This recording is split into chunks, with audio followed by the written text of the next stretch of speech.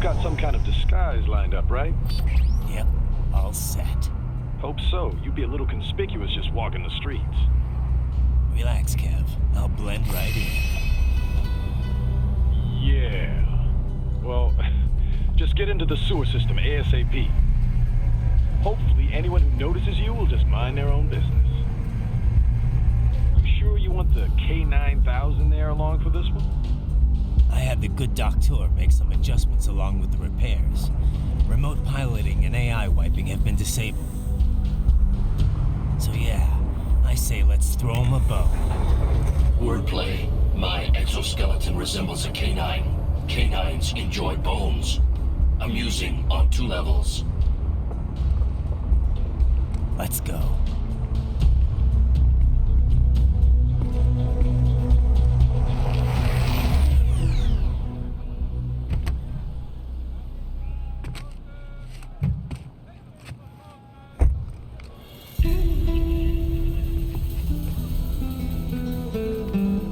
¿Quién es ese güey? ¿Un mariachi?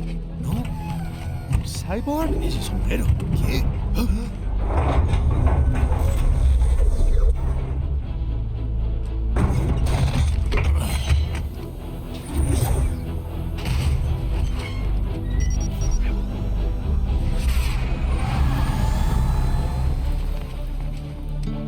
Adiós, amigos. ¿Viste? Qué raro, ¿eh? Hay que hacer que no lo vimos. Vámonos ya.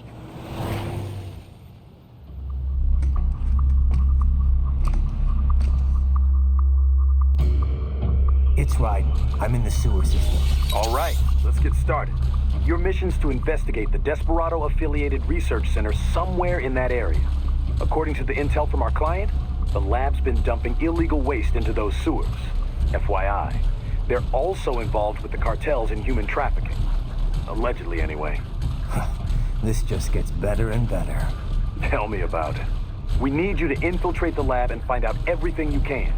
Of course, you'll have to find it first. We still don't know the exact location. So I'm looking for anywhere the lab might hook up with the sewers? Yep. If they're actually dumping waste, they've got to link up somehow. Find that connection, sneak into the lab, and see if you can find evidence implicating them on anything. No problem. Stealth's my specialty. Right. Well, we'll see. Do we have any idea what kind of research they're doing there? Not really. Maybe something related to all the people they're trafficking. Like experimentation? It's possible. First things first, though. Find a way into that lab. Oh, right. It says here the locals say black crocodiles live in those sewers, so you know, watch out. Black crocodiles? Could they be talking about UGs? Maybe just an urban legend. But still, be careful. I will scout ahead. You will provide backup. Sir, yes, sir. Commence operation. Right. Unidentified UGs are patrolling the sewers. Exercise caution.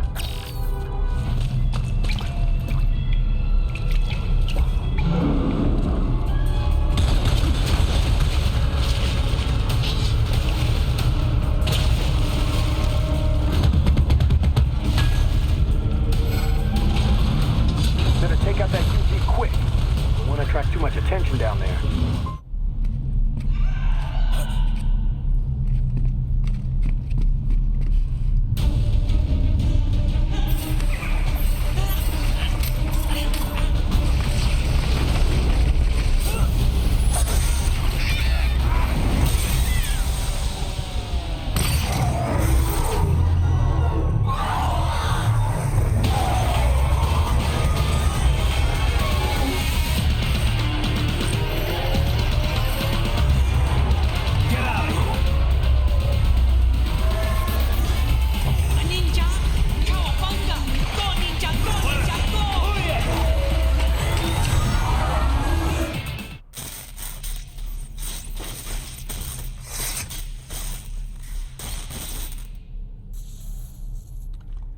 ¿Estás bien?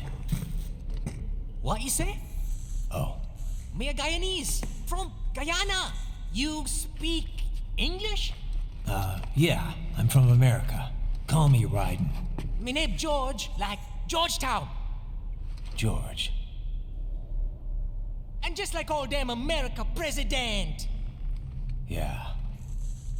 So what are you doing here? Me? What the rest of you do here? You lose the map of Ninja hideout, Ninja man? No, I'm looking for bad guys. Ah, damn skunter research lab. You know about it? Me know me now go back. Hey, you're not one of them skunt, nah? Nah, I guess you're alright. If you're a cyborg, you know who they is? Sort of. What happened to you? Oh, me been live on the street, rake and scrape for a bob, nah? Then this good need dressed like the mafia say, hey boy, you want a job? What the worst gonna happen, nah? But that mother scunt don't put me on a ras boat. They pack us all a big old dirty container. Next thing we know, we're here at that zombie lab. All kids? Like you? Yeah, a lot of boy. But then me been over here what them scunt wanna do. Snuff us out. And got all the organ. So you ran. Uh-huh. Is she me not a bad-ass robot ninja man, same as you? Ha! Me been strongest cyborg ever. Warlock all them phantoms in black clothes that eye pass me. Starting to sound like a bad guy yourself. Just plain, nah? Me done plenty bad thing. But me not kill no man. Nah, never. Good. We tried to warn the boy. I say, IOD's brain would get cut out. Run your ass out of there. But them boy with me no understand. They like Spanish or something. So me the only one for escape. Then that machine come after me and... And I know the rest. George, I need every detail about how you escaped. Oh.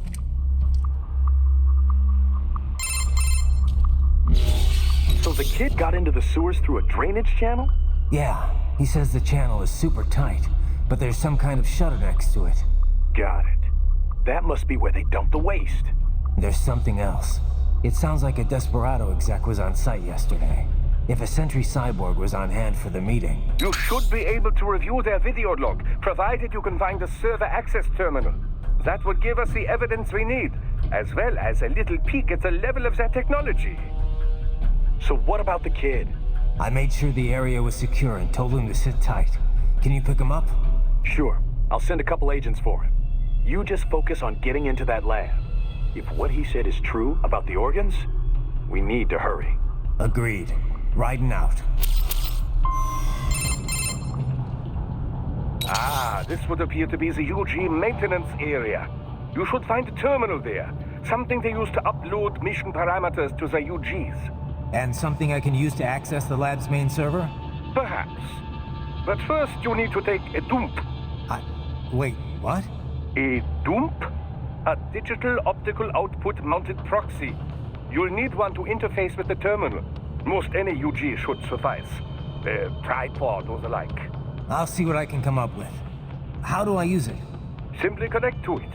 You should be able to use your communications outlay to control the proxy UG. All right, let's give it a shot.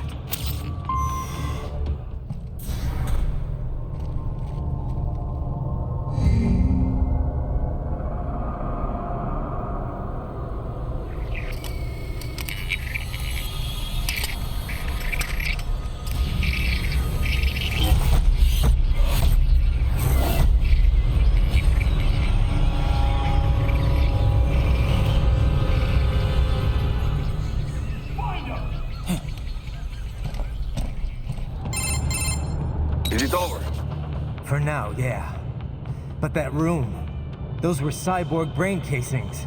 Duh, we saw. George said they were harvesting organs from kids.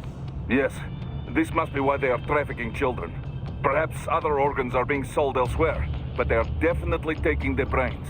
Jesus, are they making these kids into cyborgs? Wait, the cyborgs you've been fighting, did they seem like they might be kids?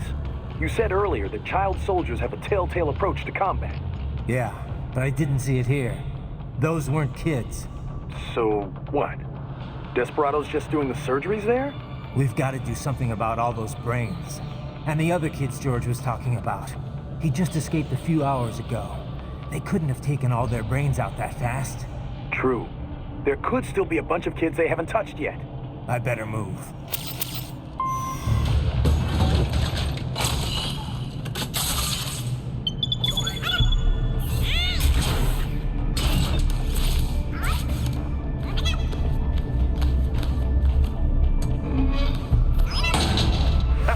Splendid! It is all ours. Now, use it to locate a data input terminal. These guys are pretty jumpy now. Any funny business, and they might just open fire.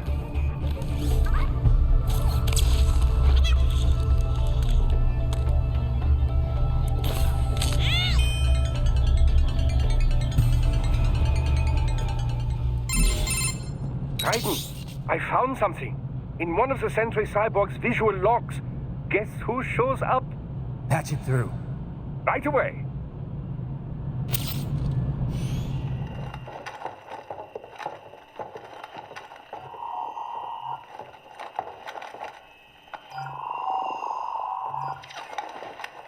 Then send us what you do have.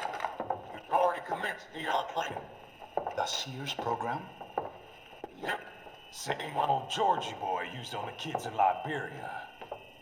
Of course, it's wired straight to the brain now. Feels as real as anything else. Your work is astonishing. And your work is late. We need this shit before our cover is blown. We've got some assholes snooping around. We just do not have the full quantity yet. Each brain has its own unique requirements. It's not like we can just pop them out with an ice cream scoop. All right. You've made your point. Oh, thank you for understanding. Send what you have now. I'll destroy any unharvested inventory. Okay? But have you any idea what they cost? Last I checked, children weren't exactly rare in this part of the world. Millions of them, in fact. You can get more once we set up a new lab. They lead lives of hunger and pain. We're performing a service here for them and the cities they burden. But just gathering the donors required a significant investment. Yes, you'll get the money. Accounting will be in touch. Gracias. I assure you we will dispose of our inventory the instant we can confirm payment. Are we done here? I've got a full slate today. Tecumseh is a demanding mistress, and America has suffered long enough. Oh, yes, sir. Thank you, sir. Let me see you out. You see that, Kev? Imani's killer. Desperado's chief of operations goes by Sundowner, the Californian wildfire. The kids. Think we're too late? Only one way to find out. George was still alive. Maybe the payment hasn't come through yet. Maybe. But you heard what he said. They've already started some brains on VR training. There must be more than just what I found here. What about the VIP in the suit? I'll find out. You definitely seem familiar. Right. I'm going after the kids. Bad news, right? We can't find George. What? Maybe the coordinates you sent us were off? No way. I merged the GPS location of our entry with all my movement data from that point on. This is bad. You think they got to him first? I don't know. I'll have our guys sweep the area. Thanks. I better keep moving. Right. I knew I'd seen that guy before. Stephen Armstrong. As in Colorado Senator Stephen Armstrong. They're already talking about him as a shoo-in for the nomination in 2020. And get this. 2 years ago, a federal grand jury investigated his ties to a certain private... World Marshal. One of the biggest PMCs out there. I remember. The biggest, ever since the Big Five split up. Not to mention the single largest investor in military cyborg R&D in the world. Guess that answers the question of who's backing Desperado. Marshall and Desperado in bed together. Should make for some fun headlines. Headlines? This is World Marshal and a U.S. Senator we're talking about. There won't be any headlines. Even without the Patriots filter, no major media outlet will investigate allegations like these. It'd be financial and political suicide. So we just what? Sit back while they keep carving up kids, stand aside while they build an army of cyborgs? You heard them. We shut down one lab, they build another. They're planning something big, Kev. We can't just wait for it to happen. We need to hit them first and hit them hard where it counts. No, Raiden, no. I know what you're thinking, and just know. Colorado is in America, and America has these things called laws. Mm-hmm. And law enforcement in Denver was privatized and farmed out to... Marshall, yes, so what? There are still laws, and it's their headquarters, for Christ's sakes. You'd be heading right into the heart of a raging shitstorm. I didn't say it would be easy. We'll figure it out once the kids are safe. Jesus Christ. Kevin out. Ah, an artificial blood cryopreserver. They must have begun preparatory freezing. What do you mean? That device is filled with synthetic blood plasma. It can slow the metabolism of a harvested organ, circulating this plasma to sustain oxygen levels. You can preserve an arm, a brain, any body part for several hours. So what are they freezing, and why? I could not say. Perhaps they plan to sell off the organs of the children they were told to dispose of.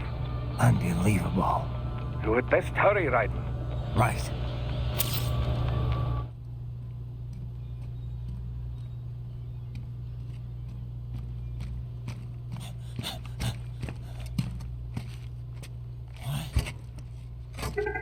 Shit!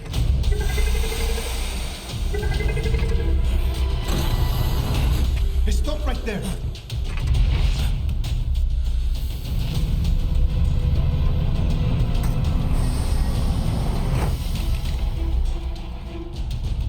George! Raiden! You've heard of chloroform? A potent anesthetic in smaller doses. But breathe too much of it?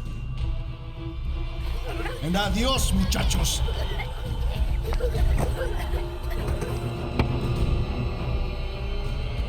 Break that glass, and I'll blow his brains out.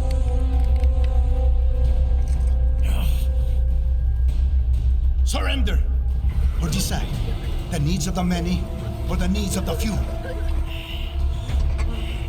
Raiden, don't worry about me now. Quiet, pendejo! Surrender!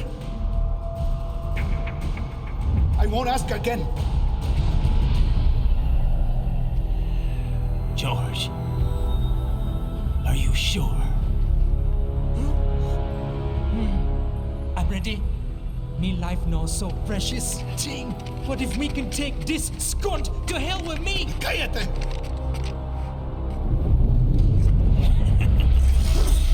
That's all I needed to hear. Stop it! Now! I'll kill him, I swear!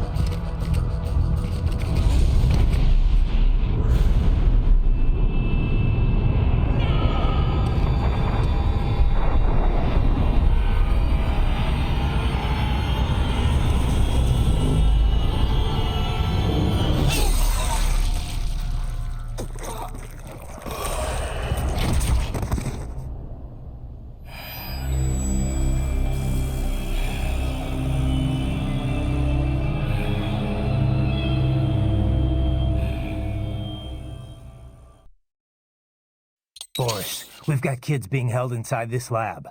I'm getting them out of there. Copy that. I will discuss with NGO what to do with them afterward.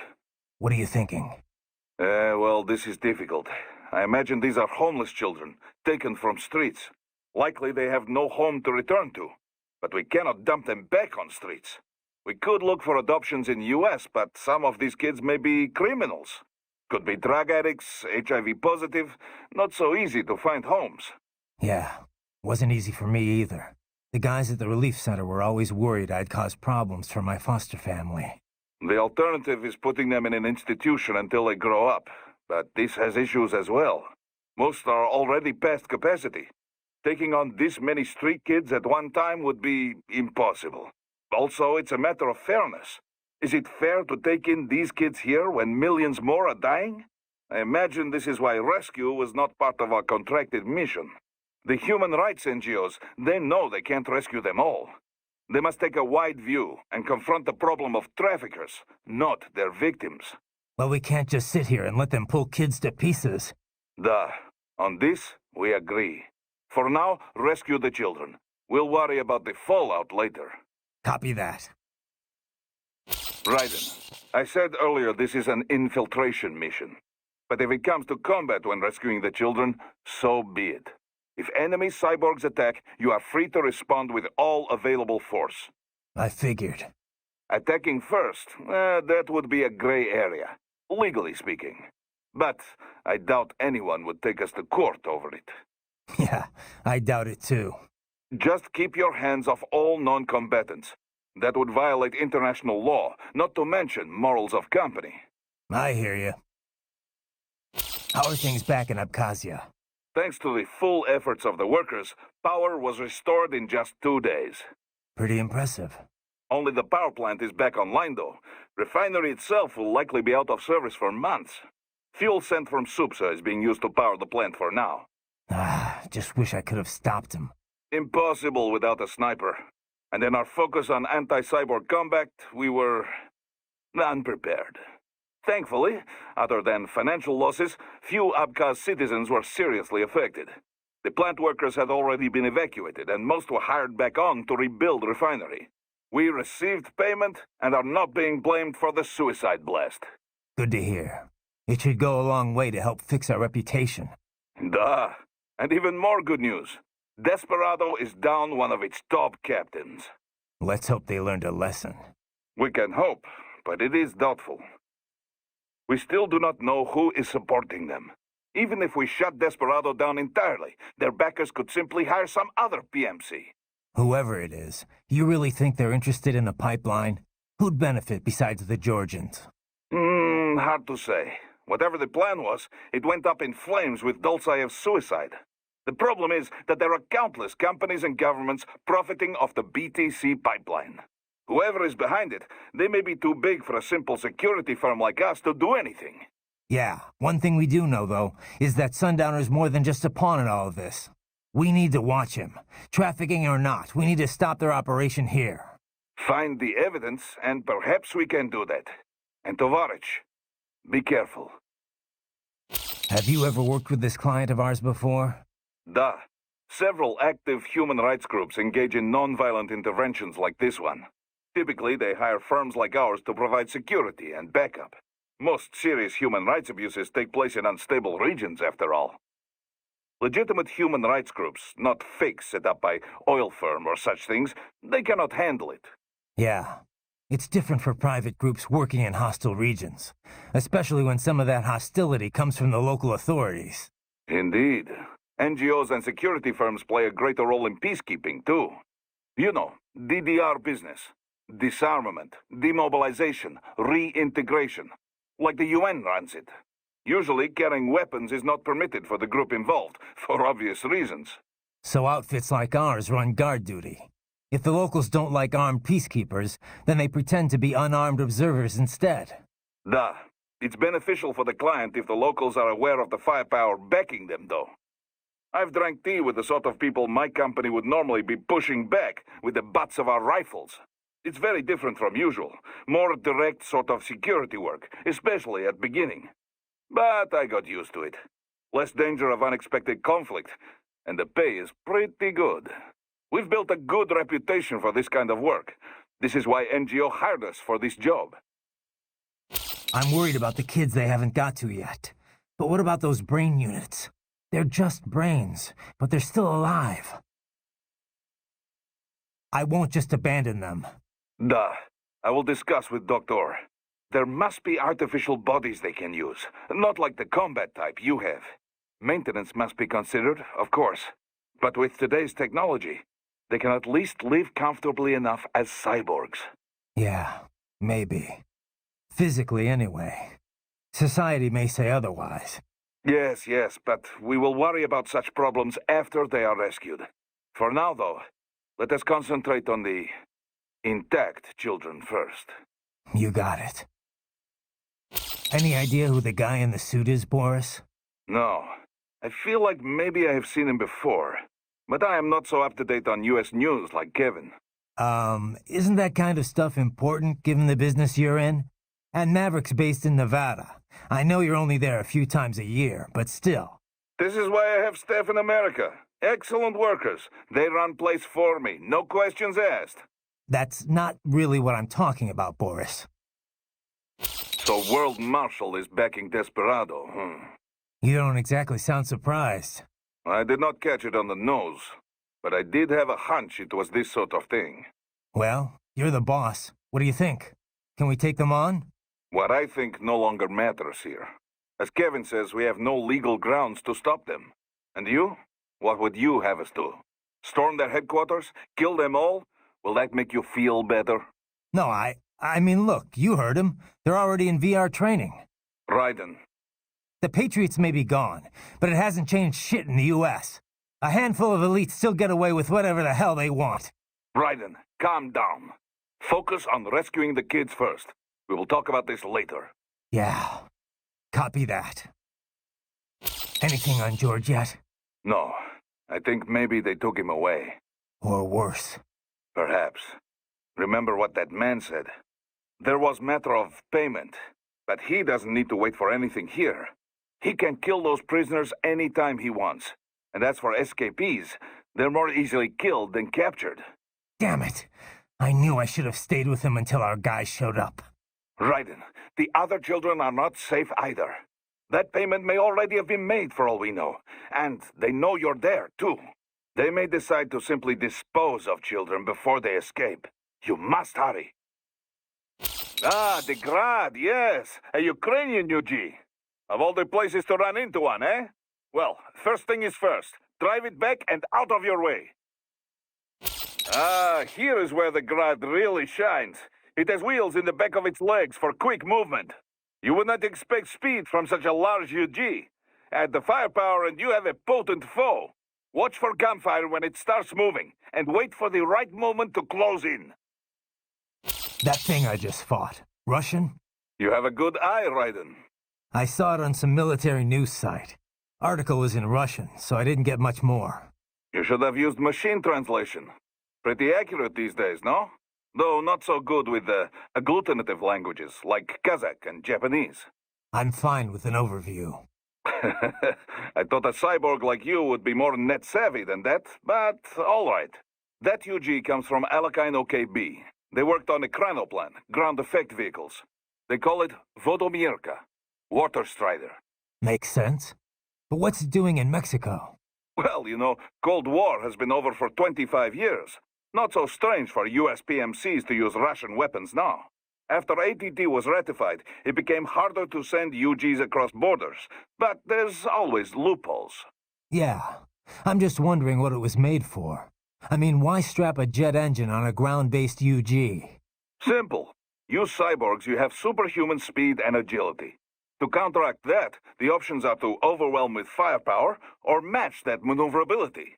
So it's a specialized anti-cyborg UG. Not exclusively, but certainly cyborg combat was at least very important design goal. That flamethrower is also a very good anti-cyborg weapon. They mix monomethyl hydrazine with the gel fuel, making the temperature up to 2,000 degrees. Unlike gunfire, it can damage target through armor. And of course you can't cut it with an HF blade. The arms race never ends, huh? Miss Troll mentioned someone from her past. Any idea who that could have been? None. I checked her file again, couldn't find a thing. Definitely not Dolzaev. Probably not Sundowner either. No. The way she put it, it didn't sound like anyone I've encountered so far. Maybe someone involved in backing Desperado. If so, sounds like they're providing more than just financing. Maybe they share the same philosophy. That'd be bad. People willing to die for their leaders aren't so easy to predict. Yeah, but other than the wins, Desperado's cyborgs are all just hired contractors. They're probably emotion suppressed with nanos or drugs or whatever, but that's about it. You're probably right. Those brains are from the street kids they picked up in Central and South America, right? Abducted by traffickers and sold to Desperado. Right. And now it looks like they're selling off their organs. That part of the world's full of homeless kids. True. though really just about every nation's full of them. Except the richest ones, that is. You see a lot of them across the African and Asian continents, too. Estimates put the worldwide number of homeless children at anywhere from tens to hundreds of millions. Kind of a broad range. I guess it's hard to do solid research in the kinds of places where you'd find them. True enough. The way the Human Rights NGO put it, though, it's hard to define what a street child is. There's lots of different types. Some are on the street because they ran away from home, but really they can return any time. Some work on the street but go home at night. And some kids literally live on the street with no family. Go home at night? Those kids still count as street children? Well, the point is that there's no set definition. Everyone involved has their own take on the issue. Without a clear definition, estimates inevitably end up all over the map. Makes sense. If you're going to talk about street kids, though, I think you need to differentiate. There are the kids who live on the street and the ones that just work it. Little things can make a huge difference if you've got a home and a family to fall back on, even if you're just running a fruit stand or shoe shine operation. Kind of presumptuous for me to say which is better, I guess, but you can't just ignore that aspect. Yeah. It's hard to imagine how helpless you feel when you've got no one to fall back on. Yeah. Opinions similarly divided on the child labor issue, too. Some say all underage labor should be banned. Others think the decision should be left up to the family. I mean, sure, kids shouldn't be exploited or pressed into military service. If nothing else, the right to an education's got to be protected. But should a kid be banned from helping out at his dad's store? What if a family's so desperate that it would starve without the money their children bring in? Yeah, it's definitely not cut and dry. You were talking earlier about runaways. Kids who could go back home if they wanted. Right. A lot of times they're fleeing problems at home. For a kid like that, life on the street's dangerous, sure, but maybe better than the abuse they got at home. They can go home if they feel like it, but they choose not to. That's a whole other level of tragedy. It's a pretty common case in Latin America, as opposed to Africa, where you've got a lot of war orphans. Kids like those sometimes get victimized by the people around them, even killed, sometimes by the cops. That's what happened in Brazil in 1993, the Candelaria massacre. 8 kids were killed. How could families abuse their own kids? What's the trigger? I was wondering that too. I did some reading up on it. A lot of times the mother remarries, and her husband ends up abusing the kids she brought along. It's actually a pretty common story in first world countries too. The mother's too scared to do anything. She just wants her new man to love her. A lot of the abusers are addicted to drugs or alcohol too, leading to neglect. If their parents can't be bothered to feed them, kids are forced to hit the streets for food and money. And these are the kids desperados rounding up? Kinda makes you ashamed to be a human being. Yeah, it's definitely evil, all right. But even if we got them out, it's not like they've got happy homes to return to, right? Exactly. Most of them, well, a lot of them don't make it to see adulthood. Or they join gangs, end up exploiting the next generation. It's a vicious cycle. Our only option's to follow the money trail. Find out who's profiting from all this, and put them out of business permanently. Yeah. Guess that starts now, huh? You know, I've never really developed a taste for climbing through sewers. And Guadalajaras aren't exactly wowing me either. This place isn't gonna go up in flames, right? I think I saw something about that in the briefing.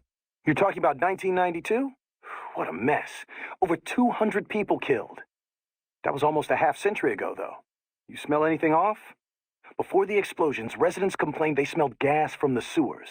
I'm in a sewer, Kev. You think I've got my smell receptors on? Local air analysis doesn't show anything potentially poisonous or explosive, though. Well, you ought to be fine then. Besides, little gas explosion's probably not going to kill someone like you. Well, that's very encouraging. Seriously, though, Guadalajara is not a bad place, at least from what I've seen. Oh, it's not. Second largest city in Mexico, after all. I've actually spent a lot of time down there. It's got a lot of charm. The architecture is a fusion of Latin and old colonial Spanish culture. The city's historic district is home to a massive cathedral overlooking the whole town. It's always bustling. It's a lot of fun just kicking back and watching the locals. Walking around the Libertad, taking in the sun with a cerveza in one hand, mariachi band nearby. No better way to spend a weekend, let me tell you. If this PMC thing doesn't work out, you'd make one hell of a tour guide. Meanwhile, I'm down in this dark, filthy, humid, cramped sewer. Also, if you ask me, the girls over there are the hottest in all of Mexico. You wouldn't believe some of the chicas I've chatted up. On the street, in the shopping malls, at the bars. Sounds like better company than a robo-wolf and a bunch of plague-ridden mice. Well, hang in there. I'll buy you a shot of tequila after we wrap this up. The city of Tequila's not far, actually. That's where it originated. I'll take you up on that. Now let's get this over with. That kid said he's from Guyana. That's on the Caribbean side of South America, right? Know anything about it? A little, though I'm more of an expert on Africa than the Americas. To be exact, Guyana's sandwiched between Venezuela and Suriname, with Brazil on its southern border. Of course, the Venezuelan border is sheer rainforest. There aren't even any roads through it. You have to cross the Guyana Shield to get to Brazil, too. So it's pretty isolated from the rest of the continent. Most inland connections run through Suriname, opposite of Venezuela. Beyond Suriname is French Guyana. The three countries are referred to as the Guyanas, and the entire region's got its own unique culture sphere. The Guyanas? I've heard the name, but I don't really know it at all. Same here. I do know the region's a lot smaller than Brazil, or even Venezuela for that matter. As you know, most South American countries have Spanish as their official language. Brazil uses Portuguese. Guyana, though, uses English. Suriname uses Dutch, and French Guyana uses French, naturally. A kind of divide-and-conquer approach to colonialism, huh? Yeah. They're all independent now except French Guyana, though. Sort of like what you see in Africa. I did some research after you met George. Culturally, at least, Guyana's more Caribbean than South American. Yeah? He looked a little Asian to me. There's a lot of immigrants from India living there. They were both British colonies, after all. It's a lot more influence from the UK than India, though. I mean, look at George's name, after all. An English-speaking South American of Indian background. Everything good over there, Ryden? You, don't seem like you're in much of a hurry. Give me some time. I've got a lot of intel to gather. Speaking of which, I'd better get going. Riding out. Man, I couldn't have imagined anyone would cut the brains out of kids. What are they even doing this for? Why make them into cyborgs? I don't know. They say child soldiers are both bolder and more obedient than adults, but... They are, on both counts. But the surgeries alone would cost a fortune, not to mention all the training. Yeah, I don't get it either. For now, you just look for the kids they haven't operated on yet. We come in too late on this, and things are gonna get a whole lot messier. Who's the guy in the suit? Doc's on it. He's running his face through for a match as we speak. But we only got a glimpse. Hard to pull a full set of features to match a photo with. We're gonna need some more time. Got it. He definitely looks familiar. But I've no idea where I would have seen him. Too bad we can't run a search on your brain. Sometimes it might be nice. What do we know about Armstrong? Plenty. Texas born and raised, played quarterback at UT. He was slated for the pros, but wound up joining the Navy after graduating. Said he wanted to serve his country instead. After that, moved to Colorado. Served in the state senate before getting elected to federal office. But this can probably wait. Ah, yeah, you're right. Any sign of George? Not yet, no. Our men have split up to canvass the area. You just worry about the kids in the lab for now. Understood. Hey, Kev, let me ask you something. What's up?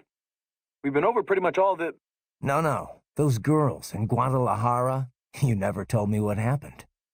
Jeez, man, we're in the middle of a mission here. So they used you for free drinks and then took off, I take it, huh? Well, they weren't really my type. I'm more of an intellectual, you know? I don't go for just any random girl at a bar. Looks are one thing, but I need someone I can talk to. Someone fun but clever with a good sense of humor. Yeah, that's what I thought. Look, Kev, you're in your 30s now. It's time to stop holding out for Lil Miss Perfect. You just need to find someone nice. You know, settle down, start a family. Okay, Mom. Okay. Laugh all you want, Kev, but having kids will change your life. I can't see him all the time with work and all. But whenever I'm back home, he's always so excited to see me. When I see that, I feel like, you know, I want to do whatever I can to keep him happy. Sure, I hear you. But look, man, I was just having some fun in Mexico. I wasn't seriously searching for a wife or anything. I know, but separate from that, I just think you've gotten too damn picky. I can understand trying to find the ideal woman when you're young, but you know what? It's those little imperfections, those idiosyncrasies that keep things interesting in the long run. You come to appreciate that kind of stuff in a lifetime relationship. Idiosyncrasies, huh? Like if she snores or she talks loud during movies? Well, not if she talks during movies. A man's got to have some standards. That box you found earlier was for medical supplies, right? Yeah. Probably used to move medication around the lab. And maybe to dump waste into the sewers. Maybe. But if it's designed for medical use, the inside's probably lined with a metallic layer. You know, to protect the contents from heat. Oh, yeah? Oh, yep.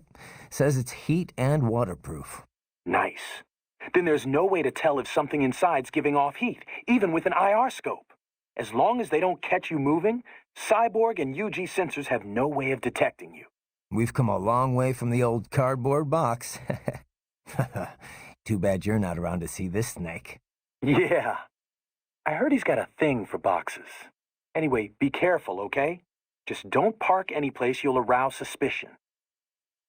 Damn, that thing's packing some heat. Probably goes without saying, but you need to stick to cover as you approach that bad boy. You know all the rules of football, Kev? Huh? Well, enough to watch it at least. Why? Just curious. I can never keep track of everything going on, all those rules. It's not that complicated, Raiden. You never watched it? Actually, you ever watched any sport? What can I say? I'm a man of culture, Kev. Give me a good movie over some dumb game any day. Culture? Oh, the sensitive artsy cyborg type, right? Right. Anyway, basketball's more my speed. Get the ball, put it in the net, 2 points. Oh, yeah, 'cause that's all there is to basketball. I swear, you crack me up sometimes, man.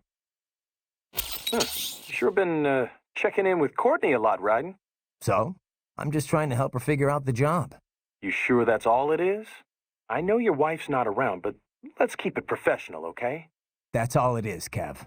Wait, you don't have a thing for her, do you? You are the one who got her into Maverick in the first place. Nah, she's not really my type. Why not? She's nice enough.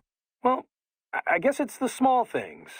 Her area is a mess. She's always spilling stuff or stealing food off my desk. Kev, those really are small things. Well, more importantly, I guess I just assumed she was taken. Really? I don't know. Somehow I doubt it. A serious boyfriend would not be happy with their girl going into this business. Why don't you ask her? Oh, come on, man. I could get sued for harassment. I guess you gotta be pretty careful under U.S. law. You don't mess around with it, man. Well, it does make a convenient excuse for you anyway. Listen, why don't you worry less about me and more about your family and the mission, okay? I already told you, Kev. And he cut the codec on me. Nice. I can't believe Dolzaev blew himself up. Pretty common terror tactic. You don't usually see the leaders doing it, though. It's one thing to get your flock pumped up on the glory of dying for the cause, but it's not often they actually go through with it themselves. You gotta have a public face, after all. The guy who gets to claim responsibility on the evening news. In a weird way, Dolzaev showed some serious dedication. Not that I'm about to praise him for it. Yeah, still a terrorist. A suicide bomber in the end. If that's what you want to call him. Still, he kind of failed at it. How so? Well, all that explosion did was put a dent in Abkhazia's budget. More Russia's, really. They're the ones rebuilding the refinery. The coup didn't work out. He couldn't overthrow the government. He was barely a blip on Russia's radar. So, you're saying the bombing didn't accomplish any of his goals? He did it just because he was cornered? Sounds more like just plain suicide. Yeah. Probably wanted to end things with his own hands. Like a samurai committing harakiri. Still not something to be commended for, though. Yeah. Lumping him in with true warriors like the samurai just gives them a bad name. I hope she didn't get to you. Wanting to protect the weak that's worth striving for. Don't worry. I've heard more than a few supervillain spiels in my time. Maybe we had some things in common in our past, but not anymore. I bring my beliefs into every battle I fight. You want to call me foolish? Well, that's not going to change me. I'm glad to hear that, Raiden. Yeah, thanks. Riding out. I can't believe what they're doing in there. Guess I shouldn't be so surprised, huh? Guess not. Are you gonna help them? No other choice. I'll try to help look for someplace that might take them in. Thanks. Least I can do. Did you want to save your data? By the way, I didn't know you spoke Spanish. I've got the U.S. Army to thank for that. I was in a group called Foxhound, although it doesn't exist on paper. We were isolated from the other soldiers. Day after day of VR training. I heard about that. It's not like it was all VR, though. Special Forces guys need advanced physical and communication skills. I had to do all the basic training and language schoolwork, too. We even trained in the Afghan village set up at Fort Polk. The Afghan village? They built a mock urban area on a base in Louisiana for training purposes. It was a hell of a lot more realistic than the VR training we had back then. Nothing compared to cyborg training, though. Having it jacked right in like that. They say it's so realistic now you can feel your blade cutting through flesh. I can't believe they're extracting children's brains. Can't we do anything? I don't know. That's something I need to discuss with Doc. For now, I gotta worry about the kids they haven't operated on yet. As long as they're held hostage, no way am I gonna be able to get the brains out of here. Yeah, you better hurry. Oh, but maybe you should save first. Know anything about the guy in the suit, Courtney? Not a clue, sorry. I feel like I might have seen him somewhere, but... Yeah, it's a pretty common-looking face. Doc's analyzing all his facial features right now. He should have something for you soon. All right. I've got a few things to do here anyway. Yep. Do you want to save first? World Marshal. I never would have guessed it. I mean, they're huge. They advertise on TV with Hollywood celebs and everything. Yeah, it builds their brand and influences how the mass media treats them. When a company's got nothing to sell and a huge ad campaign to sell it, that's usually a bad sign. But... I don't know. I thought they were like us. I guess I thought they actually prided themselves on following international law, keeping people safe. A lot of their guys aren't even contractors. They help militaries with logistics support, that kind of thing. I mean, I went to college with people who have jobs there. Sorry to hear that. Guess the ad campaign worked on them, huh? So, what now? First, we rescue those kids. After that, we talk things over with Boris and everyone else. Gotcha. Okay, I'd better save your data, huh? Got anything on George? Not yet. I hope he's okay. This is my fault. I could have stayed until someone came to pick him up. Come on. Who knows what would have happened to the other kids in the meantime? Or even now, for that matter. You're right. They're going to be in even more danger soon enough. And there's a chance George is still safe. Somewhere. Yeah. I'm sure he's fine. I'd better move. Hey, Ryden. Where'd you get that hat you were wearing? The sombrero? Well, picked it up at a souvenir store here. I guess I just kind of like the design. Also, when you're on a scout mission, it's vital that you use the local attire to blend into the background. Yeah. I think it looked pretty good on you. You looked like some kind of mariachi singer. Oh, you think so? Yep. Only, that's kind of a problem, too. How so? Well, I mean, that sombrero really is meant to be part of a mariachi costume. Mexicans don't wear hats like that normally. Come on. The guy at the shop told me I'd look just like a local. Yeah, a local tourist, maybe. Look, you might see a lot of Mexican men wearing sombreros during their daily routines, but, nothing like that. They'd go for something a lot more simple and compact. Something not all that different from cowboy hats in the Old West. Are you sure? I don't know if it's true or not, but I have heard one theory about the modern cowboy hat. They say it's based on the sombreros the original Western settlers brought from Mexico. Of course, cowboy hats come in all shapes and sizes, so you can't really say a specific one's the cowboy hat. Huh. Well, now I know why the locals were so eager to get a look at me. That wasn't the hat. By the way, Ryden, have you ever eaten nopalitos? They're typically called nopales. Huh. Oh, like that street vendor was selling. Nope. No pales. Well, that's too bad. You really ought to try some while you're in the area. Yeah, but it's from a cactus, right? Doesn't it taste all thin and watery? Not at all. It's kind of like the flesh of aloe vera leaves or the seaweed used in Japanese cooking. It's got this really soft but crunchy texture, and it's really versatile. You can eat nopales as is in a salad, saute them, stir-fry them with steak, put them in tacos. You can even toss them in a blender to make some juice. I had no idea. Tell me about it. I got hooked after Boris took me to this one Mexican restaurant. After that, I just had to learn more about them. Ooh, for example, they're really low in calories. They also have lots of soluble and insoluble fiber, which not only promotes digestion, but is great for maintaining healthy cholesterol and blood pressure levels. It's even thought to help prevent intestinal cancer. It's packed with healthy stuff too, like vitamins B and C, potassium, and iron. Okay, I get it. It's good for you. So how does it taste? Huh? I just told you. Never mind.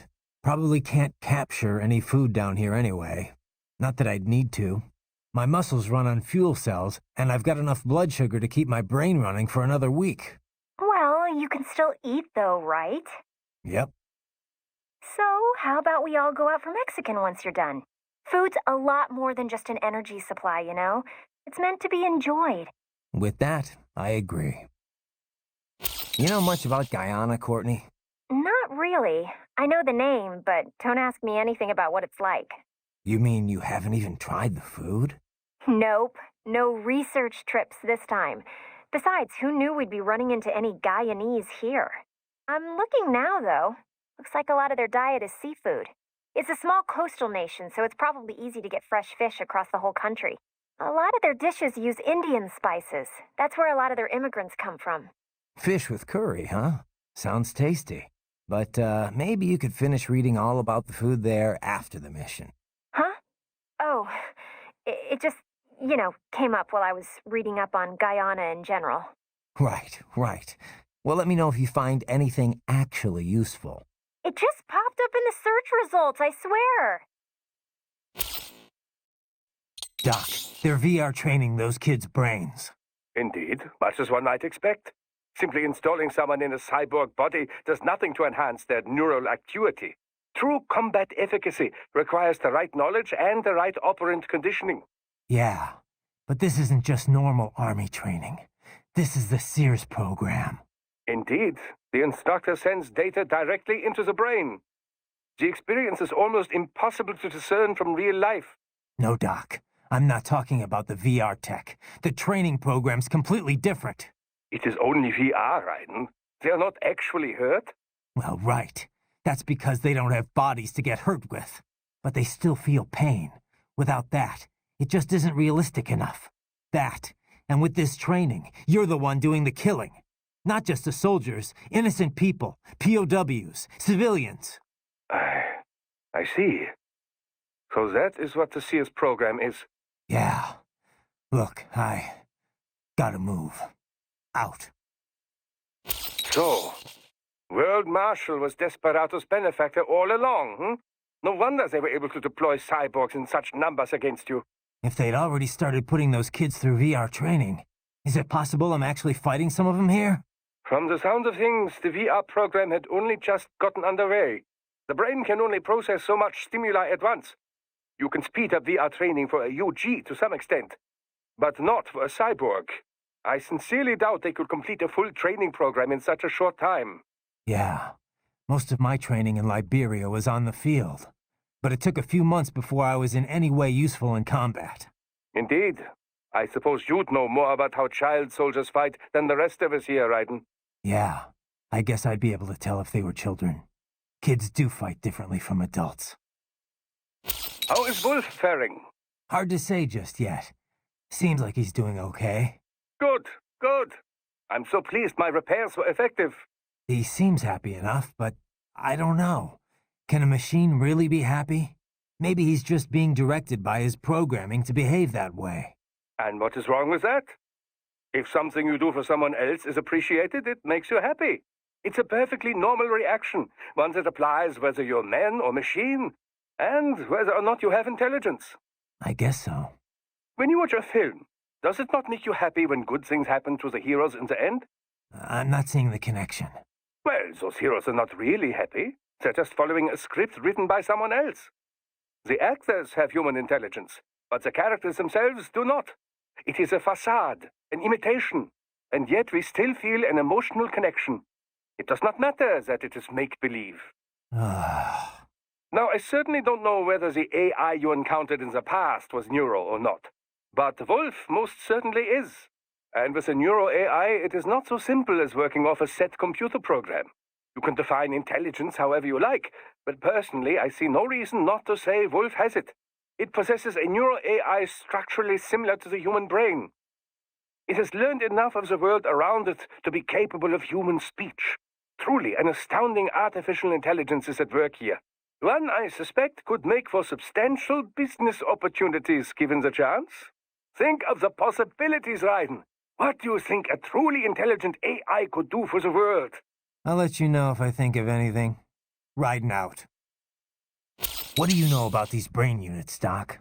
It is a type of canister conceived to transport a cyborg's brain in a physiologically secure state.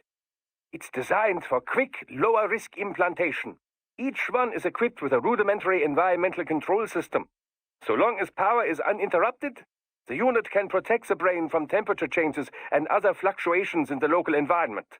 I would imagine they regulate the brain's supply of oxygen and glucose as well. That's what I thought. I've seen these before, but I didn't think there were that many of them out there. Oh, manufacturing's exploded alongside the rise of cyborgs, though they're still made by only one company. The chassis also functions as an impact liner, absorbing impact and preventing organic damage. It's durable against impacts up to 700 G, which would be enough to permanently damage an unprotected brain. Sounds like military spec stuff. Well, it would certainly be expected to withstand gunshots or explosions. But the liner is primarily intended to keep the brain safe in the event of an accident during transport. These canisters are quite functional overall and clearly designed for mass production. Costs, you know. However, human brains come in many sizes. Thus, the unit is on the larger side to compensate for a wide range. This unit cannot be used if, as in your case, the subject wishes to retain his original human visage. The brain must instead be transplanted directly into a precision-fitted skull casing. Such customization, of course, does not come cheap, and does nothing to enhance the cyborg's battle skills. It's an option beyond the reach of most. You've surely noticed your cyborg opponents tend to resemble each other. That is part of the reason. So they're extracting the brains here, then transporting them somewhere else in these things. Into the US, most likely. Brains alone, after all, would not violate the UN Arms Trade Treaty. I imagine these are intended for implant into bodies manufactured in America. This is crazy. Have you located any tripods, Raiden? None around here. They may be clustered near a single spot. A maintenance area, perhaps. Have you checked there? I will now. So you want me to remote pilot this thing? Indeed. Once you physically breached server security, we can take care of the rest from here. It's a strange feeling. It feels like it's really me scurrying around. Well, you have hacked into all its sensors. Of course it should feel this way. Listen, Doc, if my body's ever destroyed, promise you won't stick me in one of these things. Well, I'm in no position to make such promises, you know. Especially not before you find the terminal. All right, I get the idea. Should be no problem. Stealth is my specialty, after all. Doc, the tripods Mistral had, they could leach electrolytes from my fuel cells, right? Can I do the same with the cyborgs here? But why would you want to do this, Raiden? Too much energy and you would most certainly explode. Oh, right. I guess there's that.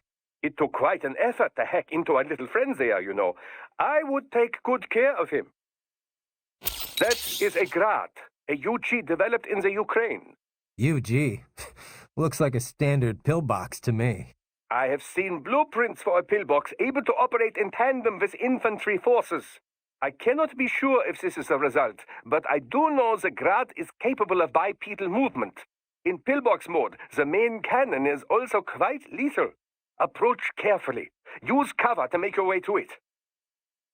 The Grad's shield does more than simply provide defense, you know. We have reports of a spinner mechanism that enables its use in close-quarters combat. Reports? Aren't the specs public knowledge? They are, but it runs on a self-learning AI. As a result, it can be somewhat unpredictable. Nowhere near as powerful as the LQ-84I, of course. Don't expect any deep conversations. Regardless, don't let up when it stops moving, or its shield may catch you unaware. You know, Doc, if you're such a big believer in cyborgs, why haven't you made the jump yourself? An excellent question. There is one very good reason for this. And that is? Wait. Is there some problem with the tech you didn't tell me about? No problem with the technology. The issue is I would be required to be separated from my original body before I could be transferred. And? So what? Well, then there's no way for me to oversee installation into my new body. You could have someone else do it. Ha! Amateure! Hacks! I would not trust the average cybernetic surgeon to repair my toaster oven. I possess one of the world's foremost minds on this field, Raiden. This is not a boast, it is a fact. Entrusting that to someone less talented... Imagine a great architect asking an infant to build his new home.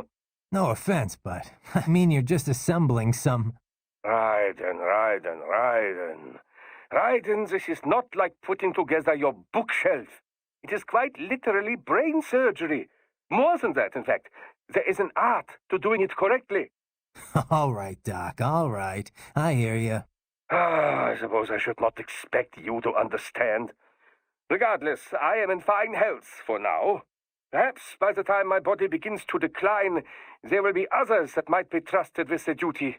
But which body to choose? Perhaps a young female frame to surprise all my colleagues. To surprise your colleagues, right. So, autonomous gears against remote gears? Which one do you think's got the advantage? Well, you cannot make a valid comparison between the two so easily, you know. You must take the relative specs of the models into account, the skills of the operator, and so forth. I suppose so. All things considered, remote gears do indeed hold the advantage, in most cases at least. And I get the feeling you're gonna tell me why. This type of remote weapon can be traced back to Germany, you know. World War II.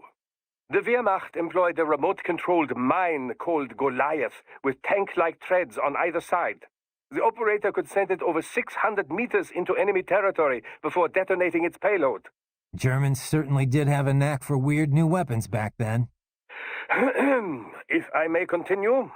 Now, UAVs, unmanned aerial vehicles, began to proliferate in the 90s. They were equipped with cameras, enabling the operator with a much greater degree of control. But it took 20 more years before autonomous craft would gain wide acceptance. Makes sense. The AI wasn't good enough until just recently, right? Correct. Target location and course correction were not a problem, of course. GPS solved all that. But target selection or base defense, these types of objectives require extremely complex AI routines. It was only with the advent of optical neuro-AI that such a thing became possible.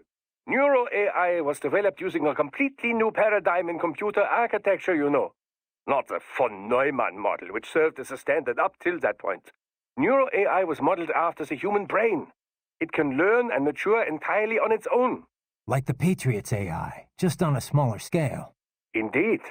It cannot copy or rewrite data, but the structure does solve several problems quite well.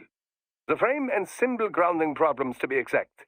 It gives the AI flexibility within unknown states.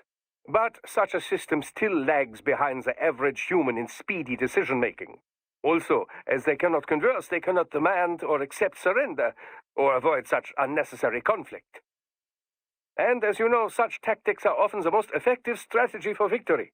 So, yes, the fact that they do not require a human soldier as a pilot is an advantage, purely in terms of resources. But in a hypothetical battle between two identical UGs, the remote gear tops the autonomous model, no question. Got it. I'll keep that in mind. Of course, even remote gears have some AI these days, to handle balance and other minor details. So, the line between remote and autonomous UGs grows less and less distinct every day. Remember now, Raiden, left hands. Recover as many as you can. I got it, Doc, I got it. I'll bring back all the flash memory you can handle. Holographic memory. It's very different from standard semiconductor memory, you know. Yeah. but it's still solid-state storage, right? Well, yes, but they are perhaps more different than they are similar. Holographic memory utilizes the same optical interference that holograms rely upon. Right. That images used to appear 3D. Traditional media reads and writes bits on a two-dimensional surface in linear fashion. Holographic memory, however, does this in 3 dimensions, using light at different angles. And that gives you what? Speed. It can read over a gigabit of data in a second. And capacity. A 2-inch square cube of lithium niobate crystal can store 4 terabytes of data. It is also highly resilient against data loss caused by damage to any part of its media. This is because the bit information is not localized, but used as an optical diffractor across the medium. For battle data, there is no better type of storage. Beats having a hard drive clacking away inside your arm anyway. Indeed. Spinning media. Hard to imagine we ever put up with such nonsense. So, Doc, what kind of data can you extract from those left hands anyway? Oh, all manner of information. But the short list? Energy consumption, damage level, intracranial and blood pressure, blood sugar, other vitals, GPS history, speed and acceleration data, radio and optical readings, recorded computation from the internal expert battle support system. Doc. Time-stamped readings of distortion and acceleration gauges whenever the body was impacted. Stress is applied to the CNT muscle fibers in all 4 limbs, as well as any localized breakdowns. All right, Doc. Power consumption rates, remaining battery charge, type and amount of weaponry used, codec logs and wavelengths, voice transcripts, encryption methods. Okay, Doc, okay. Sorry I asked. As a field of technology, cyborg warfare is still in its infancy, you know. It is my duty as an engineer to collect and analyze as much data as possible for every conceivable situation. The resulting database will help drive future technology, both modifications and advances. Makes sense. But why the left hand? Why store it all there? Accessibility. A unit can remove it with its own right hand, or it can be recovered if the unit is damaged. I would advise you not to remove your own holographic storage, however, unless absolutely necessary. To facilitate recording of everything you see, hear, and so on, it is tied directly to your cranial nerves. So, each time the storage is connected or disconnected, your hippocampus is stimulated. This can result in memory loss, flashbacks, and all manner of unpleasant effects. Yeah, I have some experience with that. It's a little more than unpleasant. Very well done, Raiden. Oh, thanks, I guess. That raptor may have been smaller than an Irving, but its potential is simply remarkable. Defeating it is a fine demonstration of your body's abilities. I'm quite happy to see it working so well. Well, thanks, Doc. I'm quite happy I'm not dead, too. How did it feel to fight it? Well, an Irving has more strength and firepower. But this guy was a lot harder to keep a beat on. Not that big of a deal, but you definitely don't want to let your guard down around one. Indeed. A combination Irving and tripod force would be a formidable foe in any urban warfare scenario. The only problem is cost. A PMC would have to be well funded indeed to even think about acquiring the necessary numbers to make it work. There are situations where an Irving may be overkill, but tripods cannot provide the necessary force. So the Raptor was built to fill that gap? Indeed. Its basic design is a streamlined, more compact version of the Irving. Furthermore, it uses the same control system as the tripods, which helps keep costs low. It can use standard personnel weaponry as is, and its armor has been componentized. This is to say, the user can expand its defensive capability as needed. It's fit for standard military operations, anti-terror missions, even regular patrol and police duty. A most admirable jack of all trades.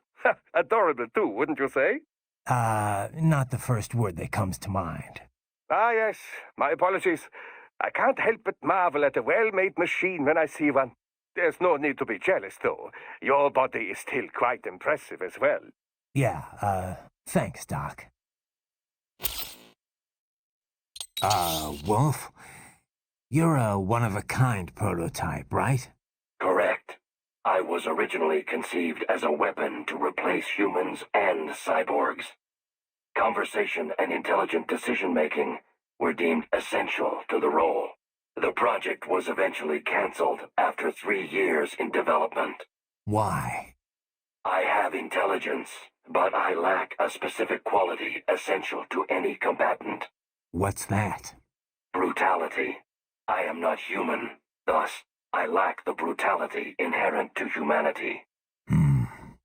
I was shut down, then revived, apparently on Sundowner's orders. Sundowner? But what's he want with you? Unknown. A manifestation of his sense of humor, perhaps. As a machine, I am more sensitive to my fellow man than an actual fellow man. This amused him. Guy has an odd sense of humor. So, you were under Mistral's command all this time? I originally took orders from Sundowner, but not for long. As a novelty, I did not last. Mistral saw more potential in me. What'd she see? Unknown. However, she apparently enjoys the company of dogs. She demanded 100% obedience. As long as it was given, she treated me well. She was looking for companionship? That I cannot say. I still have relatively little communication experience with humans. My ability to read emotions not explicitly expressed by speech is lacking. So, how much do you know about how Desperados operated? I was at the lowest possible tier of information disclosure, beneath standard contractors. As it was explained to me, contractors need at least some information divulged to them. I did not. As a machine, I had no contract and no rights. I was kept in the dark.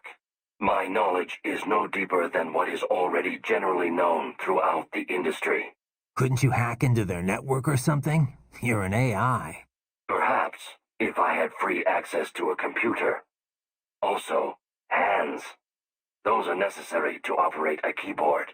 Yeah, but you are a computer. It is not so simple. There are protocol issues. Neural AIs are far closer in structure to the human brain than standard von Neumann architecture computers. Well, I would have tried anyway. Did you have contact with anyone besides Mistral? I engaged in tandem field operations with Sam on several occasions. However, he was even more difficult for me to comprehend than Mistral. I bet. Raiden. Ambulatory unmanned gears detected in sewer network. What? Desperados already spotted us? Negative. These UGs are not engaged in proper perimeter security. Even were the lab anticipating our assault, they would not set up patrols down here.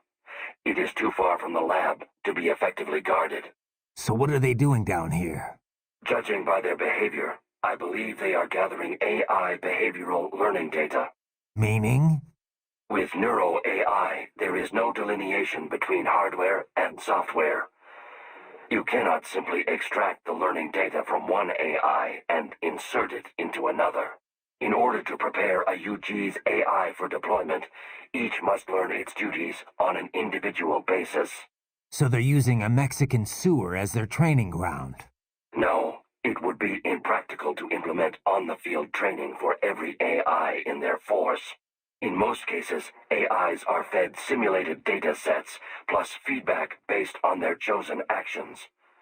Put another way, they engage in VR training. So then why are they here?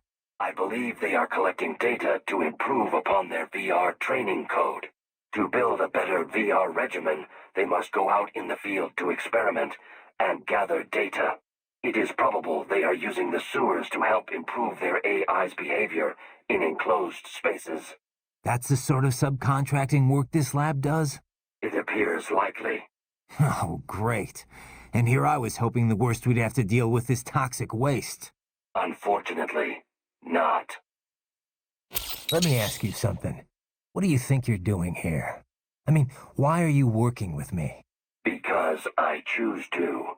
I owe a debt, and I wish to repay it. A debt, huh? How human of you. I contest that statement.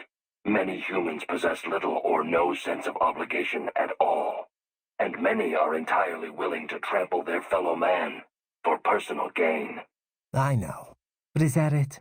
I mean, you're willing to follow me, put yourself at risk, just because of that? What do you think of what I'm doing here, for example? A delicate question.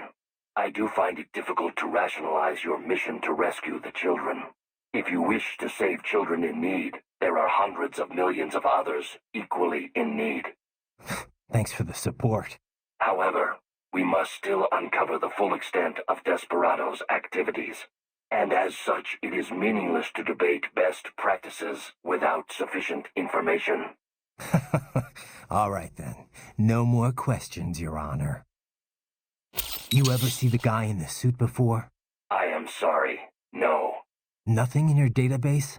I have no database, Raiden. The symbol grounding capabilities of my neuro-AI allow me to identify faces in only the vaguest of terms. I can judge whether I think I may have seen him before, but I do not have the accuracy of a database. Well, that's ridiculous. You're an AI. An AI modeled after the human brain, and thus as flexible and occasionally vague as any humans. Of this man, however, I have no recollection. I do not believe I have encountered him before. Most likely. Oh, man. Desperado's backer has been identified. What will you do now, Raiden? Will you attempt to destroy World Marshal? Kevin's right. It's not that simple. Both a direct attack and a legal approach present problems. Either course will likely lead to additional conflict. We can figure it out later. For now, we're getting those kids out. That remains your intent? I cannot fully agree with that course of action, but I will support your decision. I will continue to scout ahead. George is missing. Yeah, I should have had you stay back and watch him. I should have been more cautious as well. Listen, you should head back to the sewer and help out with the search. I'm gonna keep moving. Understood. There's a boy down here? Are you sure? An AI never lies. What? Well, that's a lie right there. You think the Patriot AIs told nothing but the truth? I have yet to see evidence to the contrary. But, indeed, perhaps never lies would be an overstatement. Way to backpedal. I didn't think AIs ever got flip-floppy like that. An optical neuro-AI is fundamentally similar to an actual human brain. Whether they lie or not is another question. But certainly they are capable of incorrect statements. Anyway, let's get back to the kid. Where is he? Unknown. He ran when he saw me. I intended no harm, but he must have assumed the worst. I opted not to pursue, as that might only confirm his suspicions. What'd he look like? An Indian child, estimated age 11 years. He appeared to be wearing medical scrubs. Human trafficking. The boy fled in your direction. It would be wise to search for him. One can logically assume he would have information pertinent to our mission. Yeah, no shit. It appears you have entered the sewer's maintenance corridor. It connects individual water conduits for inspection and work access. Additionally, it is used for material storage during expansion and construction work. How do you know all this? These are all logical assumptions. This is Raiden. I'm near the target area, but I'm not seeing any lab entrance. Yes, I am searching for it as well. Any ideas? Remember what the boy said, Raiden. He escaped into the sewers via a drainage channel, and that there was a large shutter gate nearby. Yeah, but I haven't seen any gates. You? It is likely well hidden. We may be unable to detect it from the outside. It may be wise to search the walls near any drain outlets. Right. Let's get to it. You appear to be near a drain outlet. Try using your blade on the walls nearby. You have entered the lab? Yeah. You're falling behind, Wolf. My apologies. It's fine. Just get here as soon as you can. I have failed in my duties as a scout. There is no excuse. This has never happened to me before. I said it's fine, Wolf. It's no big deal. Just get here ASAP, okay? Thank you. I shall redeem myself. I swear that to you. Yeah, okay. Wolf, what's your status? I am en route to George's last known location. I will handle this assignment. You may return to your mission. Any luck finding George? No. I encountered the Maverick agents sent for him, but they had no additional information. You had best hurry, Raiden. Right. Raiden, are you all right? It appears the path I scouted for you is less than ideal. It's all right. I doubt there was any way around this guy. I'll figure something out. So you said it took 3 years to learn how to speak, right? Given enough time, could any AI be taught that too? I cannot assert that. A neuro-AI is only capable of learning new things, not growing and replenishing its own cells. Thus, each neuro-AI is equipped with a predetermined capacity that cannot be altered. My AI contains 90 billion neurons, more than a human being. A normal LQ-84 model possesses only 1.6 billion. That's a big difference. Relatively, yes. I doubt any amount of learning period would enable an LQ-84 to speak. It would be similar to attempting to teach a dog how to converse. A combination of appropriate instruction and an ample neuron count are required to accomplish the feat. So if someone else made a neuro-AI with the same capacity or more... Other AIs as conversant as I are a possibility, yes. Robotic pets with neuro-AIs are already on the market. And I understand research and development are underway to create a model capable of conversation. Do not be surprised if such a pet becomes available before too long. If that becomes commonplace, hard to imagine. Is it? The human race has willingly embraced all of its other inventions so far. Steam engines, electricity, the internet, cyborgs. Perhaps the day will come when conversing with AIs, too, is considered perfectly normal. Maybe. As normal as being a cyborg is now, at least. The most significant challenge would be in crafting the appropriate training regimen. The only way to establish an effective learning system is through sheer trial and error. And it will take even more time to virtualize and optimize that system for mass production. One could say my own existence is due in no small part to simple luck. Of course, I was a failure as a weapon as well.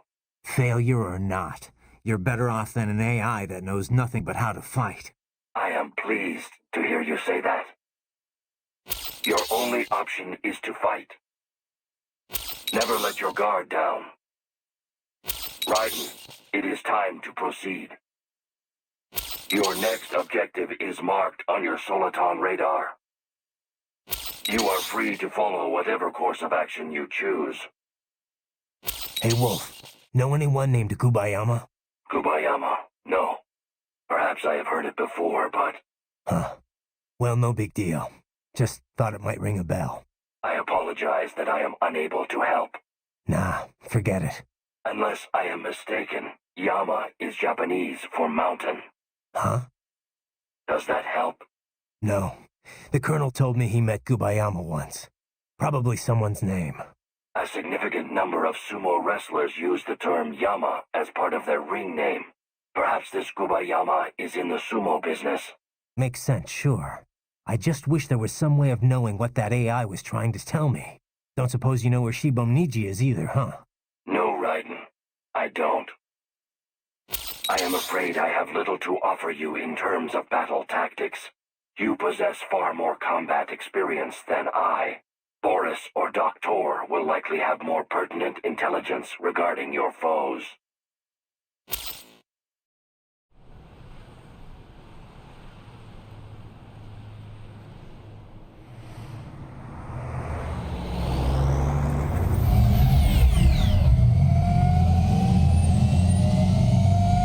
Baffled by the statement, police are still investigating a motive. President Hamilton is on his way to the Middle East this morning for his scheduled visit with Pakistani President Farooq Salam. The meeting is viewed as an attempt by the U.S. to strengthen relations amidst a surge of anti-American sentiment in the region. Yo, me ninja brother! George, good to see you up and about. How you feeling? Never better, nah? no pain, no more for star while them hunger space eat, and me never ever feel so awake, nah! That's because your blood sugar levels are being maintained automatically. Beats the hell out of coffee. Oh! Me been here you go while I got them scone in the base. Why the rasta you not take me with ya, huh? Damn it, Doc. Sorry, kid. You'd just be in the way. Aw. Besides, I thought you didn't want to be a killer, right? Me don't, but... Killing isn't fun and games. Remember that. Right.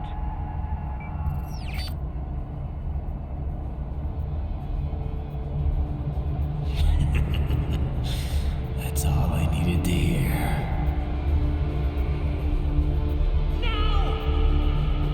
It yearns to bathe in the blood of your enemies, but you hold it back.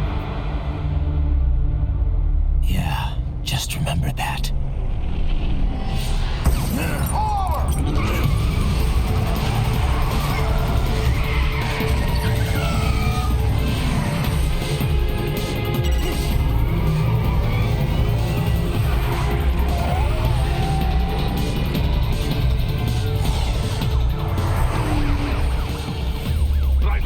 What is this, Kenya? You cannot resign! Sorry, Boris, it's done. Can't have a Maverick employee involved in a corporate raiding now, can we? You could at least come talk to me. No. It was time to break away from the old team, Boris. Past time. You cannot take on Marshall all by yourself. I won't sit by while they butcher little kids and ship their parts around like meat. It's sick. It's not all so simple, Ryder. They import those brains legally. For medical purposes, it's all done. Being legal doesn't make it right. Ryder, Hold that thought.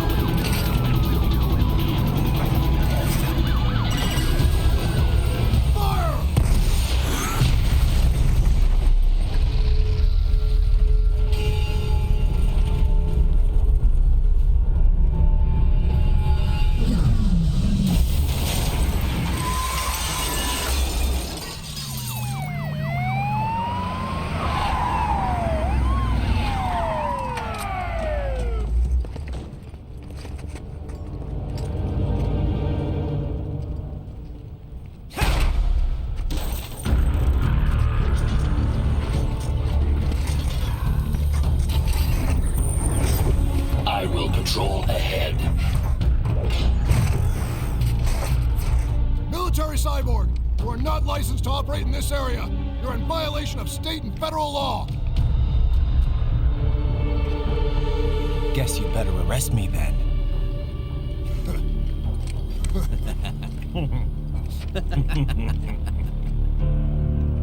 183-104.7, threatening a peace officer. Deadly force is authorized.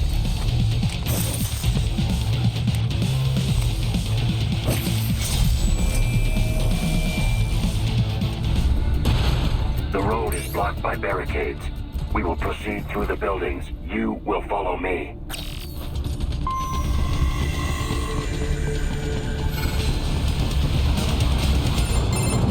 Ryder, what's your status?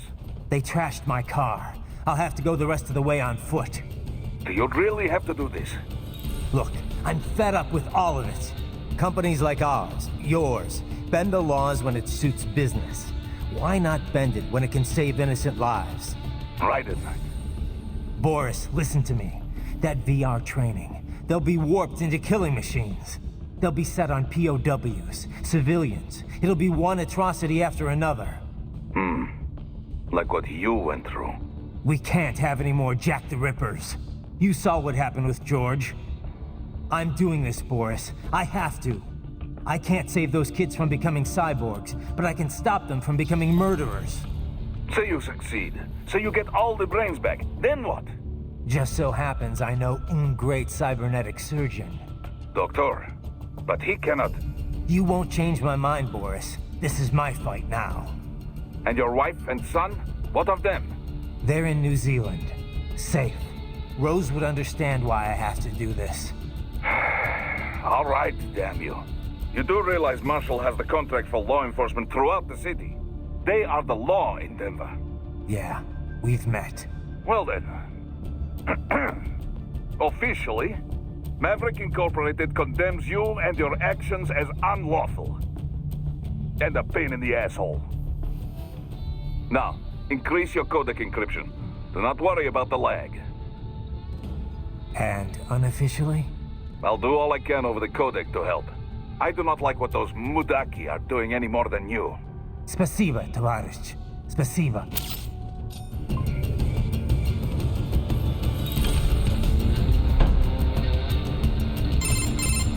Doc, what's your status? I am reviewing the pre-flight checklist now. I have hired contractors to handle shipping the brain units. We should be airborne in just a few minutes. You sure you can pilot that chopper by yourself? Right, of course. Need I remind you that we live in the golden age of unmanned flight? Even manned helicopters possess a robust semi-automatic mode. It is simple, really. So simple that I can continue to monitor your status and world marshal security from the pilot seat. I must say, for the world's largest PMC, their security procedures are quite poor. Quite poor. Sadly, I did not have the necessary permissions to override their plans. Nevertheless, the data I did find should prove most useful. So please, do feel free to contact me whenever you like. Appreciate it, Doc. Well, it's not every day one has the chance to collect so many brains. Think of the data, the research. Oh, and of course, your personal safety was a concern as well.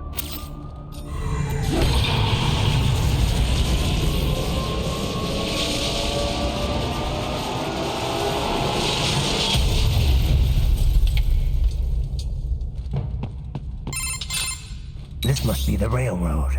It would appear so. Likely part of Denver's old system. This city was a major transport hub in the early years of freight trains. This particular line appears to have been abandoned some time ago. It was originally constructed to transport supplies to an underground factory. But now, it seems even the electrical system is no longer functioning. Yeah, it's pitch black in here. As a cyborg, I trust this is not a serious concern. Right. It would appear your only way forward is to return to the surface. You will exit into an evacuated commercial district. Security is heavy, but you need not worry about collateral damage when engaging the enemy. About time. Finally, I can cut loose. Proceed to the right from the exit. You will find a stairway on your right. Those stairs lead to a shortcut to World Marshal Headquarters. Do not be distracted by the advertisements. You are not here as a tourist. Sure. I'll just buy a quick souvenir or two for Rose and that'll be it. Raiden, we must hurry. Remind me to teach you about sarcasm sometime. I understand your attempts at humor. I simply do not find them entertaining. Seriously now, Raiden. Isn't this all a bit much? Any decent lunatic would have quit after Mexico. Jetstream Sam. I heard you chopped the lab director in half. Old habits die hard, eh, Jack? But now here you are. The child's soul. Fighting for the children. Please. What do you really expect to accomplish here? Play savior to a bunch of brains? And what? Earn a medal? Think about it, Jack. No matter how many Mexican kids we've got, or Africans we bury, the first world looks away. No one gives a shit. Not the media, not the politicians, certainly not the average Joe. Too busy fretting for money, or sex, religion, fame. But you're a man on a mission, aren't you? Gonna fix everything. Just you and your little sword there. Solve everything with violence. Is that it?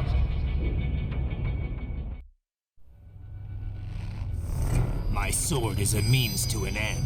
To protect those you'd prey on. Really? Let me ask you. All those cyborgs you've killed up to now, Maybe they weren't kids, but they were people. You ever think about them? When you're chopping them into hamburger? They're adults. They made their choice. Sure they're adults. Sure they signed up for this. Right on the dotted line of their BMC contract. Usually they're no strangers to war. In fact, many times they already lost a limb or two. Many times they were out of work and starving on the street. So yes, they sign up for surgery to fight God knows where. How else would you provide for your family when your country's embroiled in civil war? Pain receptors shut down, pumped full of fear-inhibiting nanomachines and sent right into the blender? Your blender? But they made their choice, right? Open your eye and see, Raiden. I've seen plenty. Then listen. Those battlefield emotions that the nanos suppress. Listen to them. What are you talking about? Shh.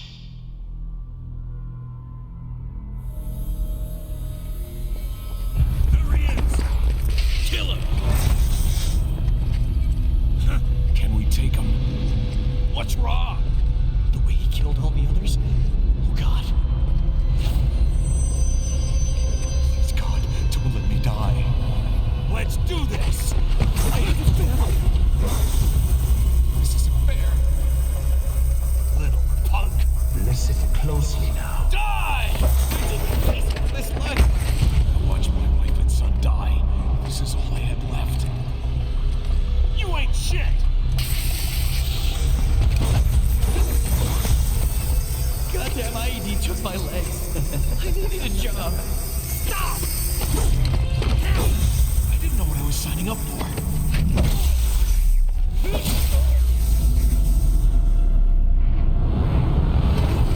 Is something the matter, Raiden? No.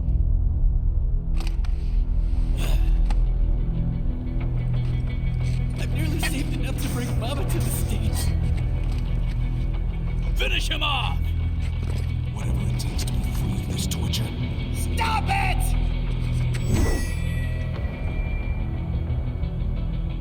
What am I even fighting for?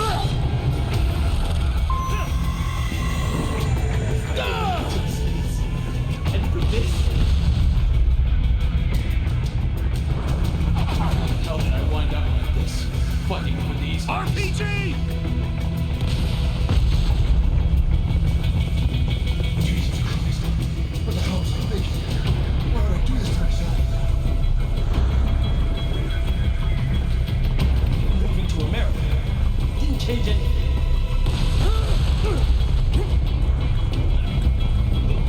There's no reason for me to be here.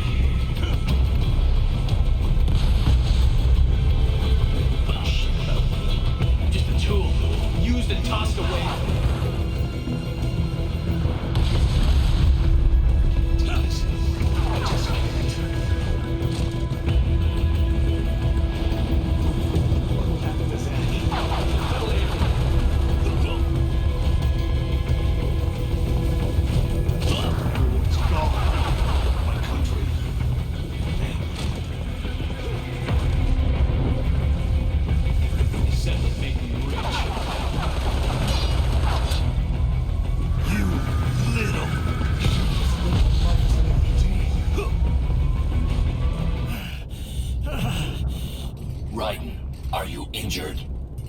I thought they had a choice.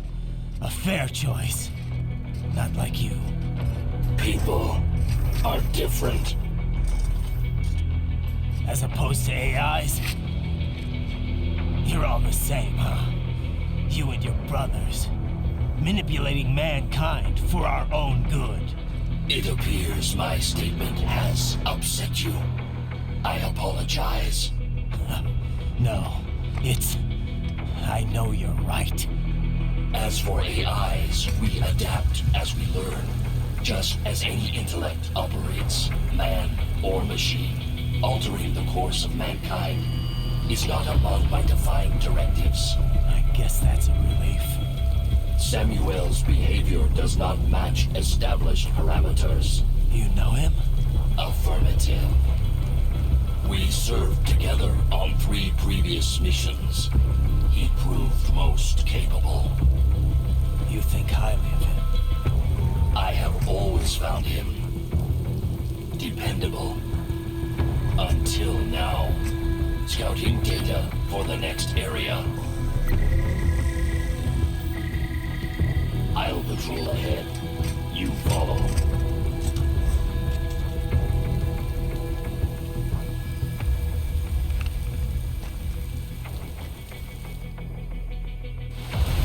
Raiden, your current emotional state appears highly volatile.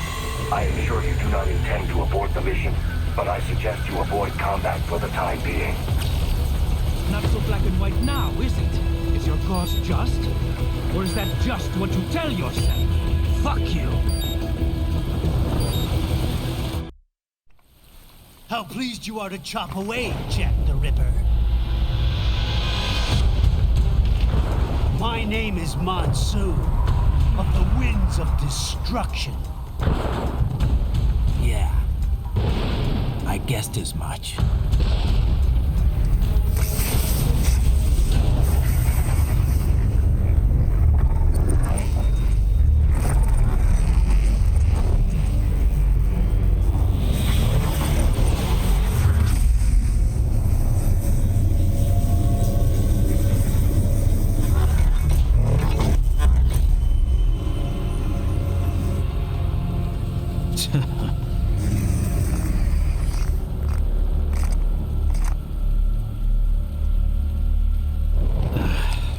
Feasting on the insides of your enemies? How easily you ignore the loss of life when it suits your convenience. So tell me, who saves the weak from the man who saves the weak? You're the ones exploiting them. You take advantage of their weakness. Of course they get hurt when you set them up as your human shield. Kill or be killed, Jack. Phnom Penh taught me that. Yes, you aren't the only one to grow up on the killing fields. War is a cruel parent, but an effective teacher. Its final lesson is carved deep in my psyche. That this world and all its people are diseased. Free will is a myth. Religion is a joke. We're all pawns, controlled by something greater. Memes. The DNA of the soul. They shape our will. They are the culture. They are everything we pass on. Expose someone to anger long enough, they learn to hate. They become a carrier. Envy, greed, despair, all memes, all passed along. How about full of shit? Is that a meme? You can't fight nature, Jack. Wind blows, rain falls, and the strong prey upon the weak. Ugh. Sam tells me you see your weapon as a tool. Something that saves lives, a means of justice. Now there's a pretty meme. Exquisite. It spared you the burden of all the lives you've taken. Absolved you of guilt when you enjoyed it. That is until the illusion was broken. Don't be ashamed. It's only nature running its course. You have no choices to make, nothing to answer for. You can die with a clear conscience. You're right. About me, I mean. I knew something was off. After the Patriots, I thought I could walk off the battlefield and into a normal life. But here I am, surrounded by death, arguing philosophy with terrorists. I told myself this was about justice, about protecting the weak, but I was wrong. Then you admit it. I learned young that killing your enemies felt good. Really good. In America, my friends, my family, they helped me forget the devil inside. But who am I kidding? I was born to kill!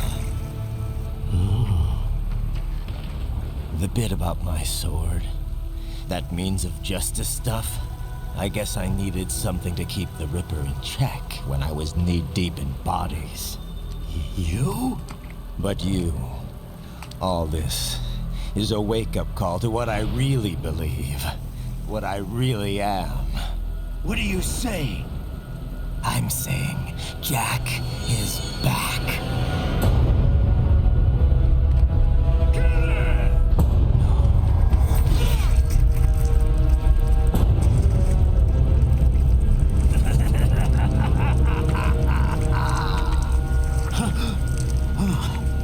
Doctor, turn off my pain inhibitors. What? This is madness. You do it! All right.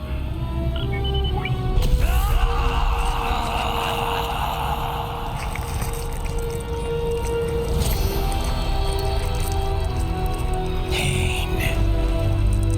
This is why I fight.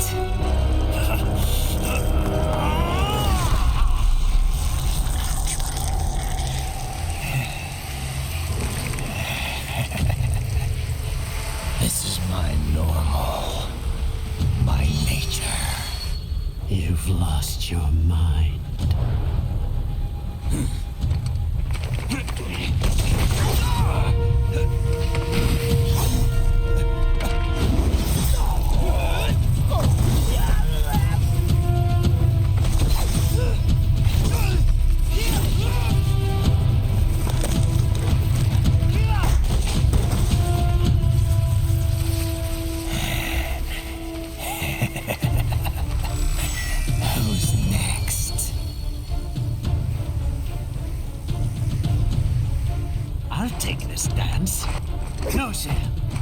Report back to the chief. He's mine. You're the boss. I misjudged you. You are like us after all. Now you're just being nasty. That nickname you love so much. Want to know how I got it? Actually, why don't I give you a demonstration? I think it's time for Jack to let her rip.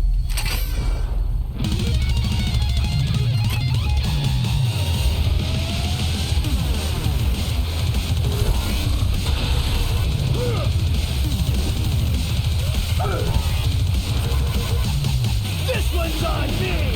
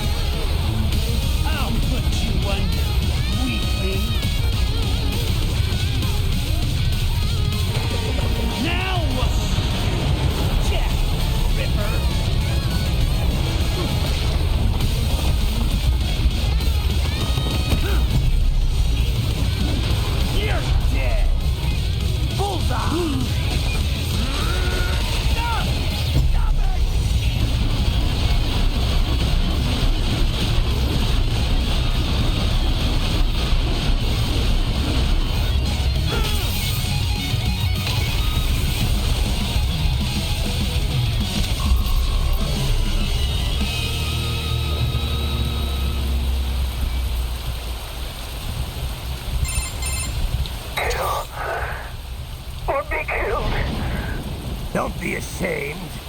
It's only nature running its course. Your means end here. No, I passed one. To you. Sure as the sun will rise, the slaughter will continue. Now, I return to the earth. Wind blows, rain falls. The strong prey on the weak. All is as it should be.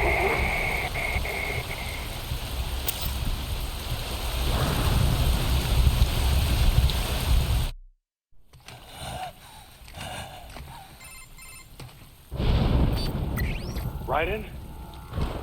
I'm fine, Kevin. Relax. I'll get the brains.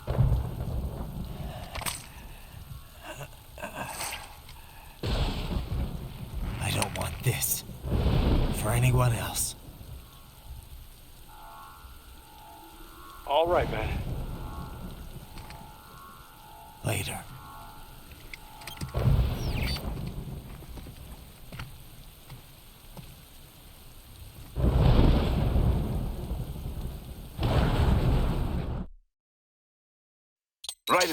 Raiden, come in. What is wrong?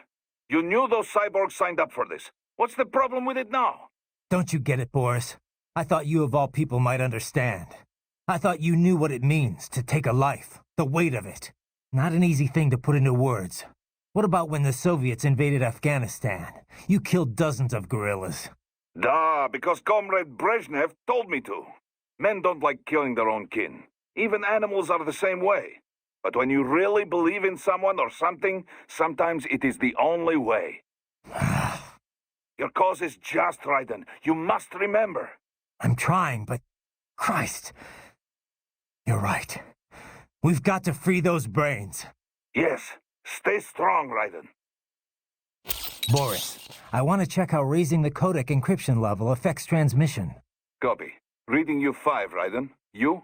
Loud and clear. I'm seeing a reduction in peak power when sending. We're on a broader direct sequence spread spectrum? Duh. Frequency hopping pattern changed to blue 1. Copy. Interference still appears below process gain, too. Hell of a system. Worth every dollar. What is your processing load? I pinged HQ data storage with my tactical data line. The increase in latency is below 5%. Хорошо. In that case, it will not affect mission. Our system is just one notch below toughest security available. Denver police cannot see we are even transmitting at all. All our communication is perfectly safe. Copy that. Raiden, watch for Monsoon's magnetic ability. He uses those psi to manipulate almost anything. The larger the object, the harder it will be to avoid. Better to cut them in blade mode. It seems Monsoon cannot keep his body broken apart for long. Raiden, keep attacking. Force him to stay apart. Maybe you can trigger a critical failure.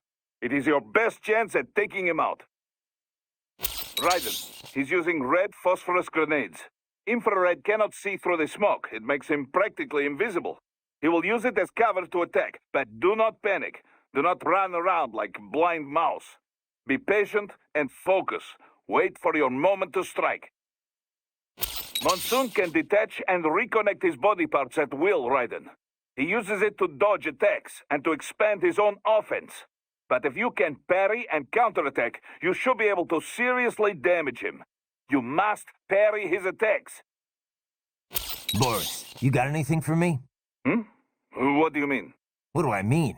Intel, advice, help. What we always do over the codec. Well, yes, but in this case we had no official prep time. We have the map of Denver, but no briefing notes, no intel on enemy capabilities. I wish I could be of more help, but, well, I have nothing to work with. I'm sorry, Raiden. That's all right. I know you're doing whatever you can. But what about your robot dog friend? He's taking on scouting duty for you, yes? Why not try contacting him? Raiden, what are you doing? You left Maverick? For this? Jesus, Raiden, this is a little over the top. I mean, I've seen you pull some shit before, but this, You should know me better than that by now, Kev. I thought I did. Look, I know there's no legal way to stop World Marshal. But there has got to be an alternative to going on a rampage smack dab in the center of Denver. No alternatives, Kev. I'm getting those kids out. Raiden, that VR training, it's like what you did in Liberia? Judging by what Sundowner said in Mexico, yeah. That scientist called it the Sears program. After ex-President George Sears, a.k.a. Solidus Snake. Yep.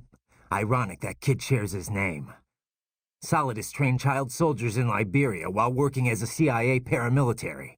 It's not a happy memory. All the drugs, the non-stop violence, it destroyed my sense of judgment completely. I was made to kill soldiers, POWs, civilians. Raiden. The next thing I know, Jack's back. I thought it was all in the past, but there I am, attacking a child. You didn't have any other choice. Other kids would have died. That's not the problem. I lost my cool back there. All I could do was think how much I wanted that guy dead. A lot of us would have done the same. Even if it meant killing George? He's not dead, though. Actually, he really digs his new body. Either way, I'm shutting this program down. Maybe they've got it better than me. They don't actually have to kill anyone in reality. But they're still going through the motions, having it pumped straight into their senses, just like real life. All right. Just give me a call if there's anything I can do. Sure. Raiden out. So let me get this straight. All law enforcement in Denver's been subcontracted out to World Marshal? Pretty much. It's part of Colorado's small government initiative. When you're tasked with slashing a state's budget, privatizing the police force starts to make sense. Detroit was kind of the pioneer there. Armstrong spearheaded the idea, of course, back when he was still in the state senate. No surprise. But the police force isn't all cyborg, is it? Nah, no way anyone could get funding for that. Most of them are unmodified. New recruits or veterans from the old Denver PD. They handle most of the basic police work, like street patrols and investigations. Most cyborgs are part of the SWAT unit. They're sent out to handle riots, violent crimes, stuff like that. Makes sense. They're given separate roles in the force, too. Some specialize entirely in combat, others handle things like hostage negotiations. Some of the combat specialists are ex-US Army, but a lot of them are from overseas, too. A lot of them undergo the cyborg operation just to get a green card. That kind of thing must go over great with the anti-immigration movement. You know it. A lot of folks wanted a blanket ban on hiring immigrants for the police force. They get a bad rep for those helmets, too. Can't see their faces. They're required to keep their face guards up if they're not actively on a mission, though. Thing is, we're starting to see a wave of violent cyborg crime across America, you know? The way the police see it, they need more cyborgs on the force to deal with that. Hope they have enough cyborgs to deal with me. Raiden? You okay? Yeah, they knew what they signed up for. Maybe life backed them into a corner, but they knew the risks. Exactly. A contractor's always balancing those risks against the money he's making. Those cops are no different. That, and they're actively helping Sundowner and Armstrong with all their shit. Having a bit of regret doesn't make killing kids okay. Yeah, they had to know they were working for the bad guys. Even if they didn't, it doesn't absolve them of all their crimes. Yeah, I know, Kev, but... Raiden? I don't have time to think about this right now. I need to get back to the mission. Roger that. Raiden, how's the mechs? No headaches or anything? No, why do you ask? You're in a high-altitude zone, remember? Oh, right. The Mile High City. Didn't think I'd have to worry about altitude sickness yet, though. You're checking my stats, right? Oxygen density's only 10% off normal. Body's still in the green. Yeah, I'm watching. Just remember, it's definitely gonna feel a little different from sea level. Copy. You know, I didn't realize how big Denver's gotten. It was never exactly small, I know, but it looks like it's really blown up these past few years. It's a good place to live. The tech sector's booming, people are moving in, and unemployment's low too. I always figured Colorado's more about military than anything else. Originally, yeah. Denver, like Colorado in general, is filled with federal agencies and defense contractors. And NORAD and Peterson Air Force Base are just a short drive away, right? Over in Colorado Springs. And then there's all the nuclear facilities, too. Right. I remember hearing about the Rocky Flats plant. Yeah, they manufacture the plutonium triggers that detonate nuclear bombs. It was shut down late last century for illegal pollution offenses. Of course, there's still a ton of military manufacturing activity going on in Colorado. PMCs too, right? Yep. PMCs like World Marshal. They've been on a buying frenzy, gobbling up a whole bunch of smaller outfits. That growth is what's enabled them to expand into the public sector. Their work in private policing has really boosted their profile. I'm not necessarily against small government, but when you mix the public authority with private firms... It never works out, yeah. This is probably obvious, but this police force is basically a full-on army. Don't go easy on them. Don't intend to. You okay, buddy? Looks like Wolf's posted some guidance data to your Soliton radar. Try following those markers. Right, he's using RP grenades. You can't see through that smoke, even with enhanced AR. Be careful. Raiden? You okay? Never better, Kev. This guy was a wake-up call is all. But you... We'll talk later. Right now it's time for Monsoon and Jack the Ripper to get acquainted. So there's one more of the wins, right? Besides Sundowner and Mistral. Yeah, Monsoon. That is, You can skip the part about the name. I know monsoons are seasonal winds in Asia. The word actually refers to seasonal winds anywhere, but yeah, it's usually used to describe the winds that bring Southeast Asia most of its rain. Safe to assume he's Asian then, right? Yep. His roots are with a Cambodian organized crime syndicate. Not ex-military for a change. He's fluent in Khmer, Chinese, and English. Rumored to have been involved in drug and human trafficking. So what's he doing with a PMC? Apparently, he converted to a cyborg body after being wounded in a gang shootout. I don't know the full story, though. Maybe he just decided PMC works better than the mob. The two worlds are closer than you might think. Boris has got a lot of ex-military buds that now work for the Russian mafia. I guess either profession guarantees plenty of excitement, if that's your thing. Monsoon's no ordinary street thug, though. That much is clear from his record. And he was a master with the Psy even before he became a cyborg. You think he's in Denver? Probably, given that Desperado and World Marshal are basically one and the same. Careful down there. Raiden? Once you get those brains back, what are we gonna do with them? I still gotta discuss that with Doc. He's still got the brains from Mexico, but the human rights group wouldn't take them in. It didn't sound like it was going too smoothly. Yeah, that's what he told me too. I can understand the NGO's position, but these kids, they're completely helpless in all this. I know. We don't have nearly enough cyborg bodies for all of them. And if we want to give them child-sized bodies, they'd have to be almost entirely custom-made. For now, Doc's sending virtual environment data to their brains, just like their VR training. At least that should help cut down on their stress levels. Yeah, but that only works up to a point, doesn't it? Doc said he can't simulate realistic human interaction with the tech we have right now. They must be lonely. And they know lonely. None of them had families. That, or they were abandoned by them. For some of them, the real world might not be a whole lot different. You know what my childhood was like. I'd take life in an empty room by myself over that any day. Raiden. It's a work in progress, for sure. But Doc will work something out. I heard what happened, Raiden. I don't know if I can offer much help, but at least I'm still here to save your data, okay? Thanks. If things get bad, go ahead and delete it. If worse comes to worse, I'll do it. But we're on an encrypted line, so we should be okay. Did you want to save? By the way, what did Boris mean when he said those brains were for medical purposes? They're not just spare parts. Legally, they have human rights. They just don't have bodies. They aren't covered under the Arms Trade Treaty.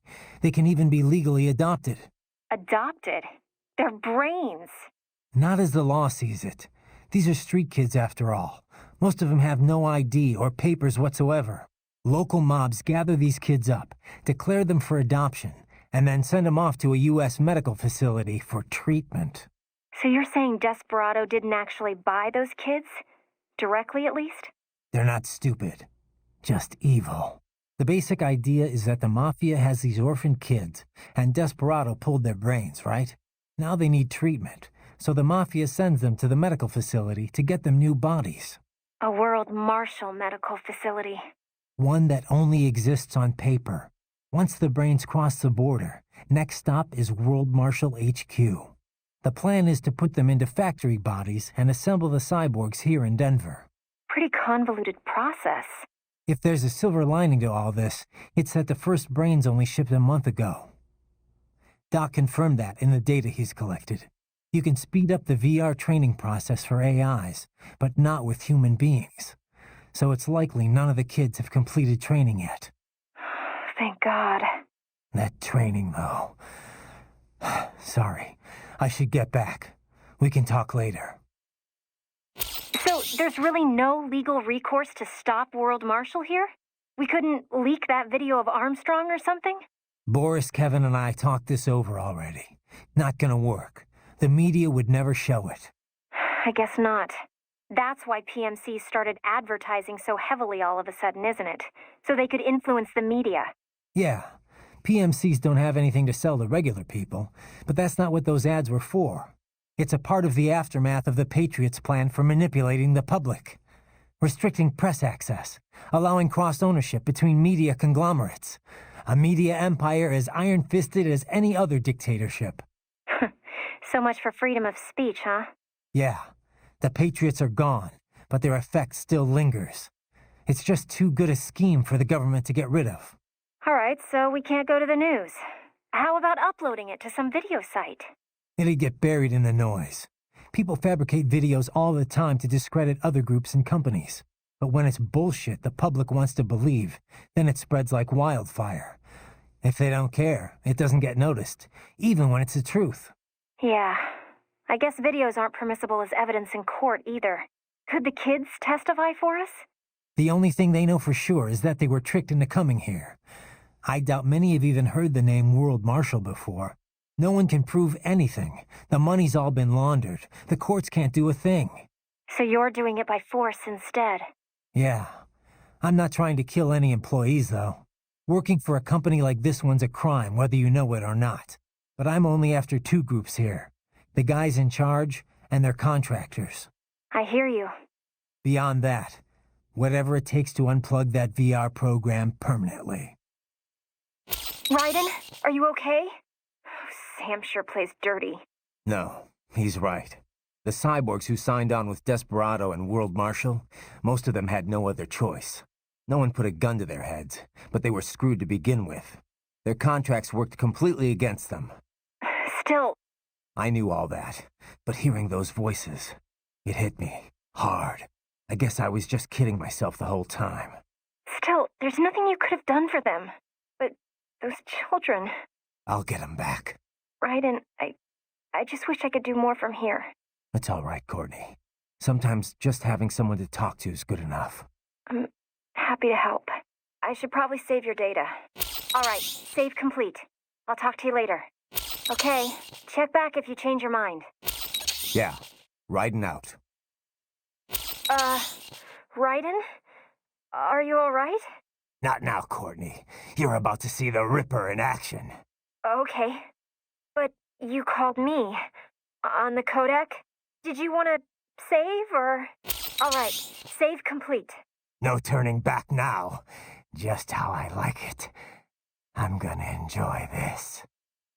So then, what did you want? I forgot. I trust you do not mind my telling George about you, Raiden. Could have done without that, Doc. He didn't need to know I was here. Well, there was no reason to conceal that from him. My intention was not to impugn you. He has a right to know. It's not as if he can simply fly over there and meddle in your affairs. It's throwing off my emotional balance, Doc. Things like that can negatively impact the mission, you know? However do you mean? You did the right thing, did you not? There's nothing to be ashamed of. George has the best body we can give him right now. And the rest of the children are also safe. And quite content, too, I should add. It was your quick decision-making that saved them, Raiden. George's body will require regular maintenance, not to mention a replacement upon reaching adult age. But the expense is more than worth it. You planning on signing him up with a PMC? Because that's the only job we're good for, far as I can tell. Oh, you are quite mistaken there. Just consider it. The power of a machine matched with the nimbleness and creativity of a human. The construction and public works possibilities alone are endless. I saw a news piece on German TV just the other day about a cyborg plumber, in fact. Let's not forget about elder care either. One needs great strength to bathe and care for the bedridden. But it's also very delicate work, if you follow. Not the sort of thing you'd leave to a machine. Sounds great. So long as we don't start replacing the old folks' bodies, too, just 'cause they're old. A valid concern, yes. I recall reading a comic like that once. An old farmer created a cybernetic body to fight evil military scientists and so on. Yeah. But can't George do anything besides physical labor, though? Oh, he has every right to choose another path. If he opts not to take advantage of his body's physical strength, he's free to pursue academia instead. His body provides a completely ideal chemical environment for his brain, after all.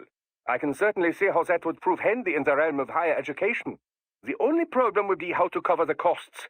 The issue of student loan debt in the US is thorny enough already, even for normal students. Yeah. All this stuff's not just George's problem, though. All the other brains I'm gonna rescue will have to deal with it, too. Giving them bodies won't be the end of their problems. It'll be the beginning. Indeed. On a happier note, though, excellent work in bringing George's lower body back. Now he'll very likely be able to produce children in the future. Bravo! So how long can George use that medical body he's in right now? Well, the body's full shelf life has yet to be proven, but with regular maintenance, I would imagine 10 years or more. However, this is also a child's model.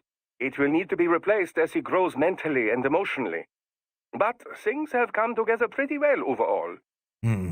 Guess that's gonna be a problem, huh? It will. Also, this is the only body of its type I could procure on such short notice. I'm afraid the other brains will have to make do with their VR environment for now. Yeah. It just doesn't feel right that George gets the only body, though. Well, it was you who implored I do something for him, no?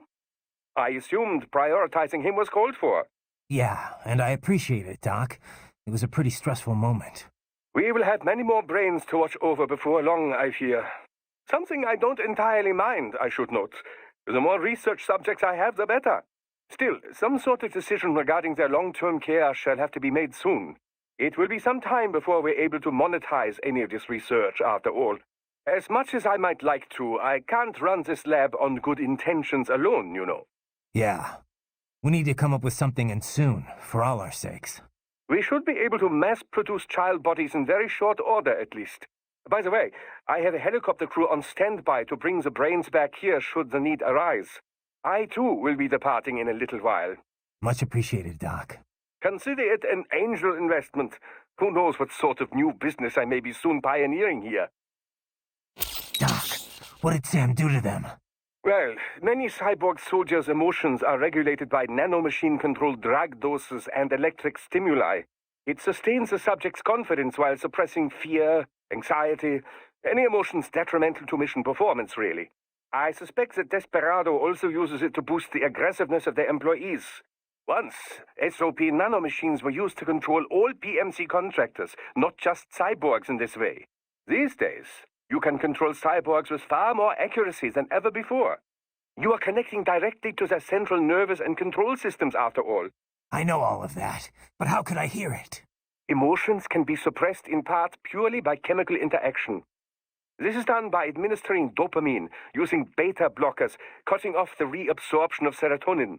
However, emotions are one way in which the brain reacts to the impulses sent from the nervous system.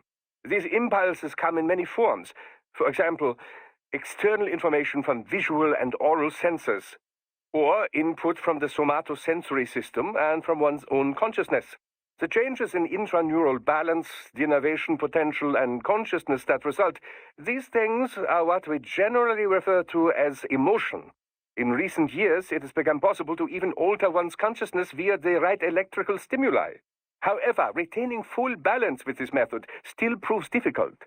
The latest research I've seen has been most enlightening. A suppressed set of emotions creates a closed feedback loop within the subject's consciousness. The cut-off consciousness generates its own emotion on some level, based on outside stimuli. But there is no way to actually output this emotion. The cut-off consciousness? Well, In an intense combat situation, have you ever felt as if what you are experiencing wasn't real?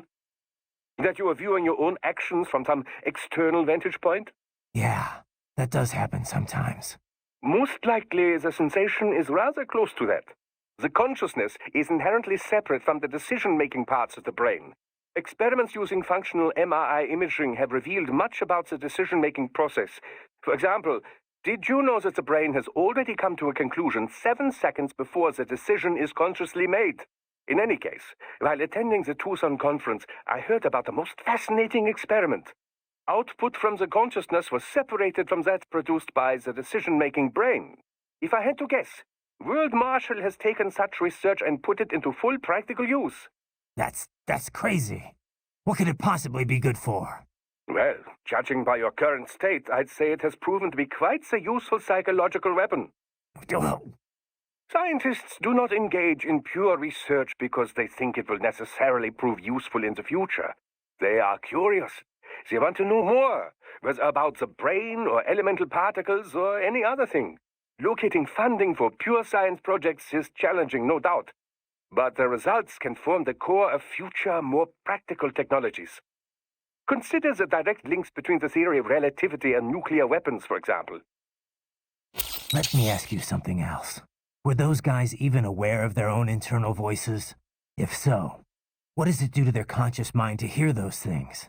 Does it affect them? A very good question. It would certainly throw one off, I imagine, saying things you never meant to say. The emotional suppression would keep them from being too shaken by it. But, then again, were you to develop doubts about your field situation, you'd be unable to do your job. So, perhaps not. Then again, some consciousness must be retained in the field to carry out your mission. So, perhaps they are not aware of the voices. So how? Theoretically, at least, it is quite simple. I imagine that the voice data generated by that part of the brain is run through a reverse phase, before being sent to the aural nerves, that is. Not unlike noise-canceling headphones. Ah, it'd be easier too since you're canceling digital wave data instead of air vibrations. Precisely. How very sharp of you. I'm a cyborg too, you know. I see how it works. I just hope this inner voice stuff doesn't last forever. A tad difficult to fight while taking all that in, is it? I could analyze their data streams, find some way to cancel it out on your end. It may not be easy, though. They use the same compound spread spectrum tech we do. Don't worry. I'll be okay. All I have to do is not pay attention to it. Can't let myself get rattled here. A truly fascinating cyborg. Remarkable limb detachment technology. Perhaps you'd benefit from such an ability, Raiden. Yeah, not interested. Ah, don't be so dismissive. Just consider it. With the right tactics, it could prove quite useful. Sure, but, I just don't think I could ever get used to it. No?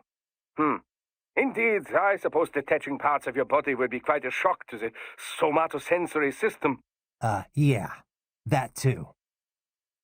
Quick question, Doc. Yes, Raiden. Doc, those kids, how are they feeling? Oh, after the chloroform, you mean? No need to be concerned. Thanks to your quick actions, the effects have already dissipated. Oh, good to hear. Why the hell were they using chloroform? I thought they stopped using it as an anesthetic ages ago. Correct. Sevoflurane or isoflurane are the preferred inhalation anesthetics today. However, chloroform is still quite useful as an organic solvent. In certain doses, mind you. Otherwise, as that cretin mentioned, it can be a bit dangerous. It certainly turned out dangerous for him. Yes. In any case, its properties make it useful for an assortment of applications. The chemical synthesis of medication, for example, or creating the coolant used in modern cryopreservers. Fascinating. Indeed. Well, Raiden, wonderful work.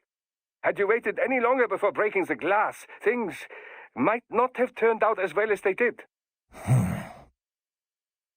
I trust you're not still upset, Raiden. About telling George about me? Look, let's just drop it, okay? Gladly. I'm just glad I was able to assist you in operating the cryopreserver anyway. I know, Doc. Not that it's so difficult. With that type, you simply immerse the organs in the artificial plasma inside. Yeah? I wouldn't think it was so easy to keep organs alive. How's it work, anyway? Oh, it's quite simple, really. It uses chilled, nanomachine-infused artificial plasma. That suppresses the metabolism and regulates the oxygen intake of whatever is stored inside. The nanomachines are fully self-pumping. Once hemoglobin is detected in the local environment, they release a flow of plasma into the organ where the body's original plasma is still present. When George's body was inserted into the storage cabin, artificial blood, chilled nearly to freezing point, automatically flowed in at the points of amputation. This dropped the internal temperature of the parts from 36 to 10 degrees centigrade. The result? The effective suppression of all metabolic activity. The plasma was also fine-tuned to keep the SpO2 level inside the organs at 90% or above. The synergetic effect of all this allowed the brain to reach the regenerative treatment facility quickly, before any cell tissue was damaged at least. A most effective device, I must say. A micro gas turbine engine enables it to operate completely autonomously as a standalone unit. Would have been tough to lug over to the hospital otherwise. Truly state-of-the-art indeed. I suspect it cost as much as a well-stocked emergency ambulance. At the risk of speaking inappropriately, this group certainly knows how to use its budget. Guess I should be glad these guys have got so much money to throw around. Fascinating. A cyborg that can separate its body at will. It enables him to avoid most typical attacks. But then I doubt he can remain detached for long. Sooner or later, he must reform. Be patient, and I'm certain you will find the right opportunity to strike. Monsoon can magnetically attract objects to use as weapons.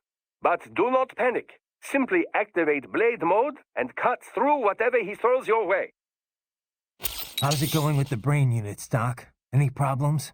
Oh, they could not be better. They're being kept at exactly 36 degrees Celsius with a steady, uninterrupted supply of oxygen and glucose. Synchronizing them with our equipment posed some difficulty, but everything's perfectly stable now. That's good to hear. What kind of VR are they getting? I prepared very comfortable rooms for each and every one. It's not quite Schloss Neuschwanstein, but each one enjoys the equivalent of a 4-star hotel suite. Every room includes an attached pool and an extensive library of on-demand video programming. 3 meals are delivered daily, and while we're only able to do so much vis-a-vis taste sensation, it should satisfy the psychological need for food, at least. Doesn't sound too bad. I wouldn't mind a little VR training like that for a change. Oh, be my guest.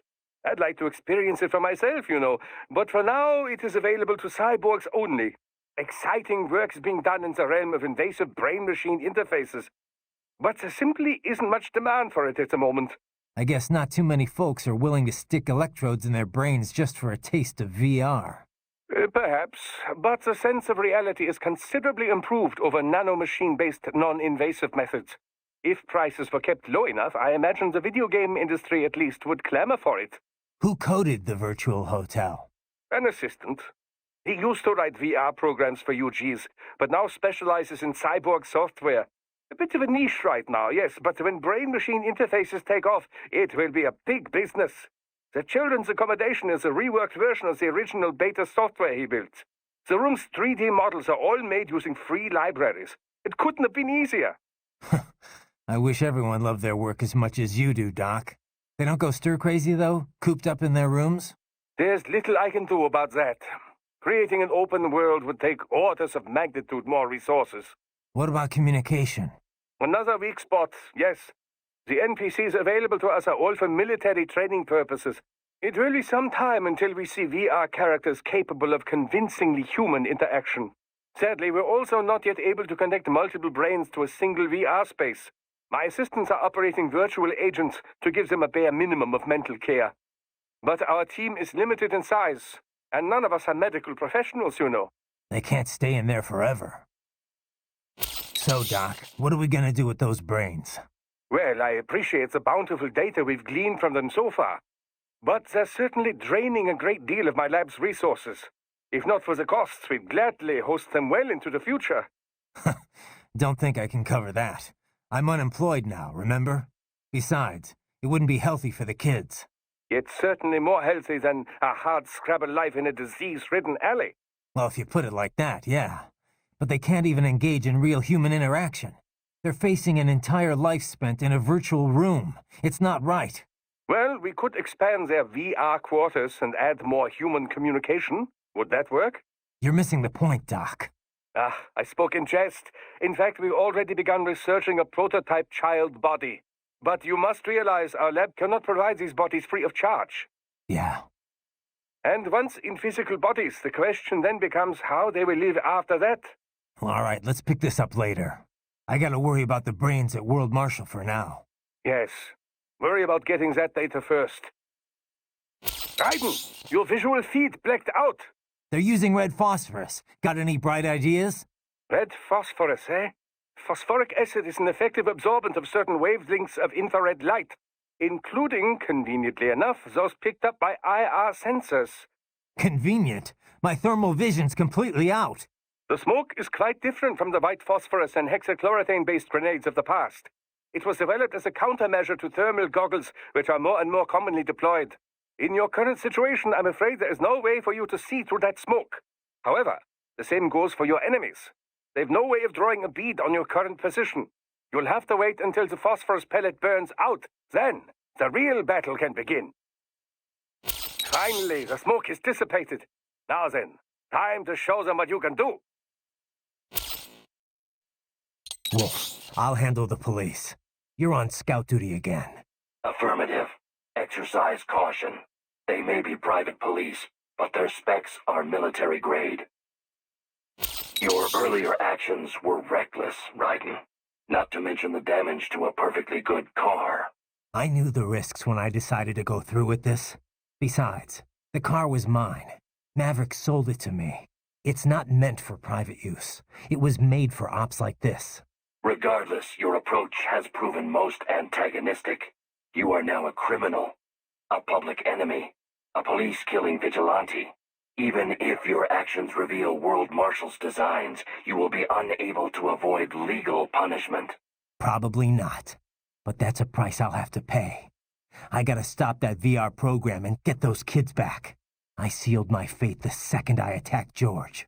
But George is not dead. In fact, he has obtained an even more versatile body than his previous one. I'm not talking about that. I'm talking about me. I was a child soldier in Liberia, like Miss Trawl said. I was a mentally deranged child. People feared me, called me Jack the Ripper. A result of the so-called Sears program. I thought I'd left it all in the past. But just like that, Jack came roaring back. This is why you are so driven to terminate the VR training? I understand. I will continue to cooperate. Copy that. I am setting goal markers on your Soliton radar. Use them to follow me through this area. Good boy. I will ignore the condescension and take that as a compliment. You are welcome. Wolf, the elevator's offline. Surely you realize how to proceed. You are familiar with Newton's law of universal gravitation? Count the wire, and the car will fall. So now what? I can't see a thing. You are a cyborg, are you not? You possess low light and infrared viewing ability. Right. Time for enhanced AR. All right, it's a bit brighter now. Nothing is brighter, Raiden, but you are now more capable of seeing everything. Raiden, you appear to be suffering significant mental and emotional confusion. On the surface, you believe your cause for killing cyborgs is just. But deep inside, some part of you does not accept it. Some part of you does not truly believe in your sword of justice. It has lowered your effectiveness in the field. I know. But if I just throw all that away, I'll... Do you wish to abort the mission? No.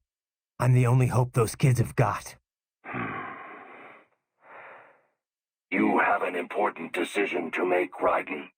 And soon. For now, it would be best if you avoided combat altogether. Yeah, I think you're right. Raiden, this is most irregular. Humans are irregular, Wolf. You should know that by now. Anyway, no time for chit-chat. I need you to scout out that building. Understood.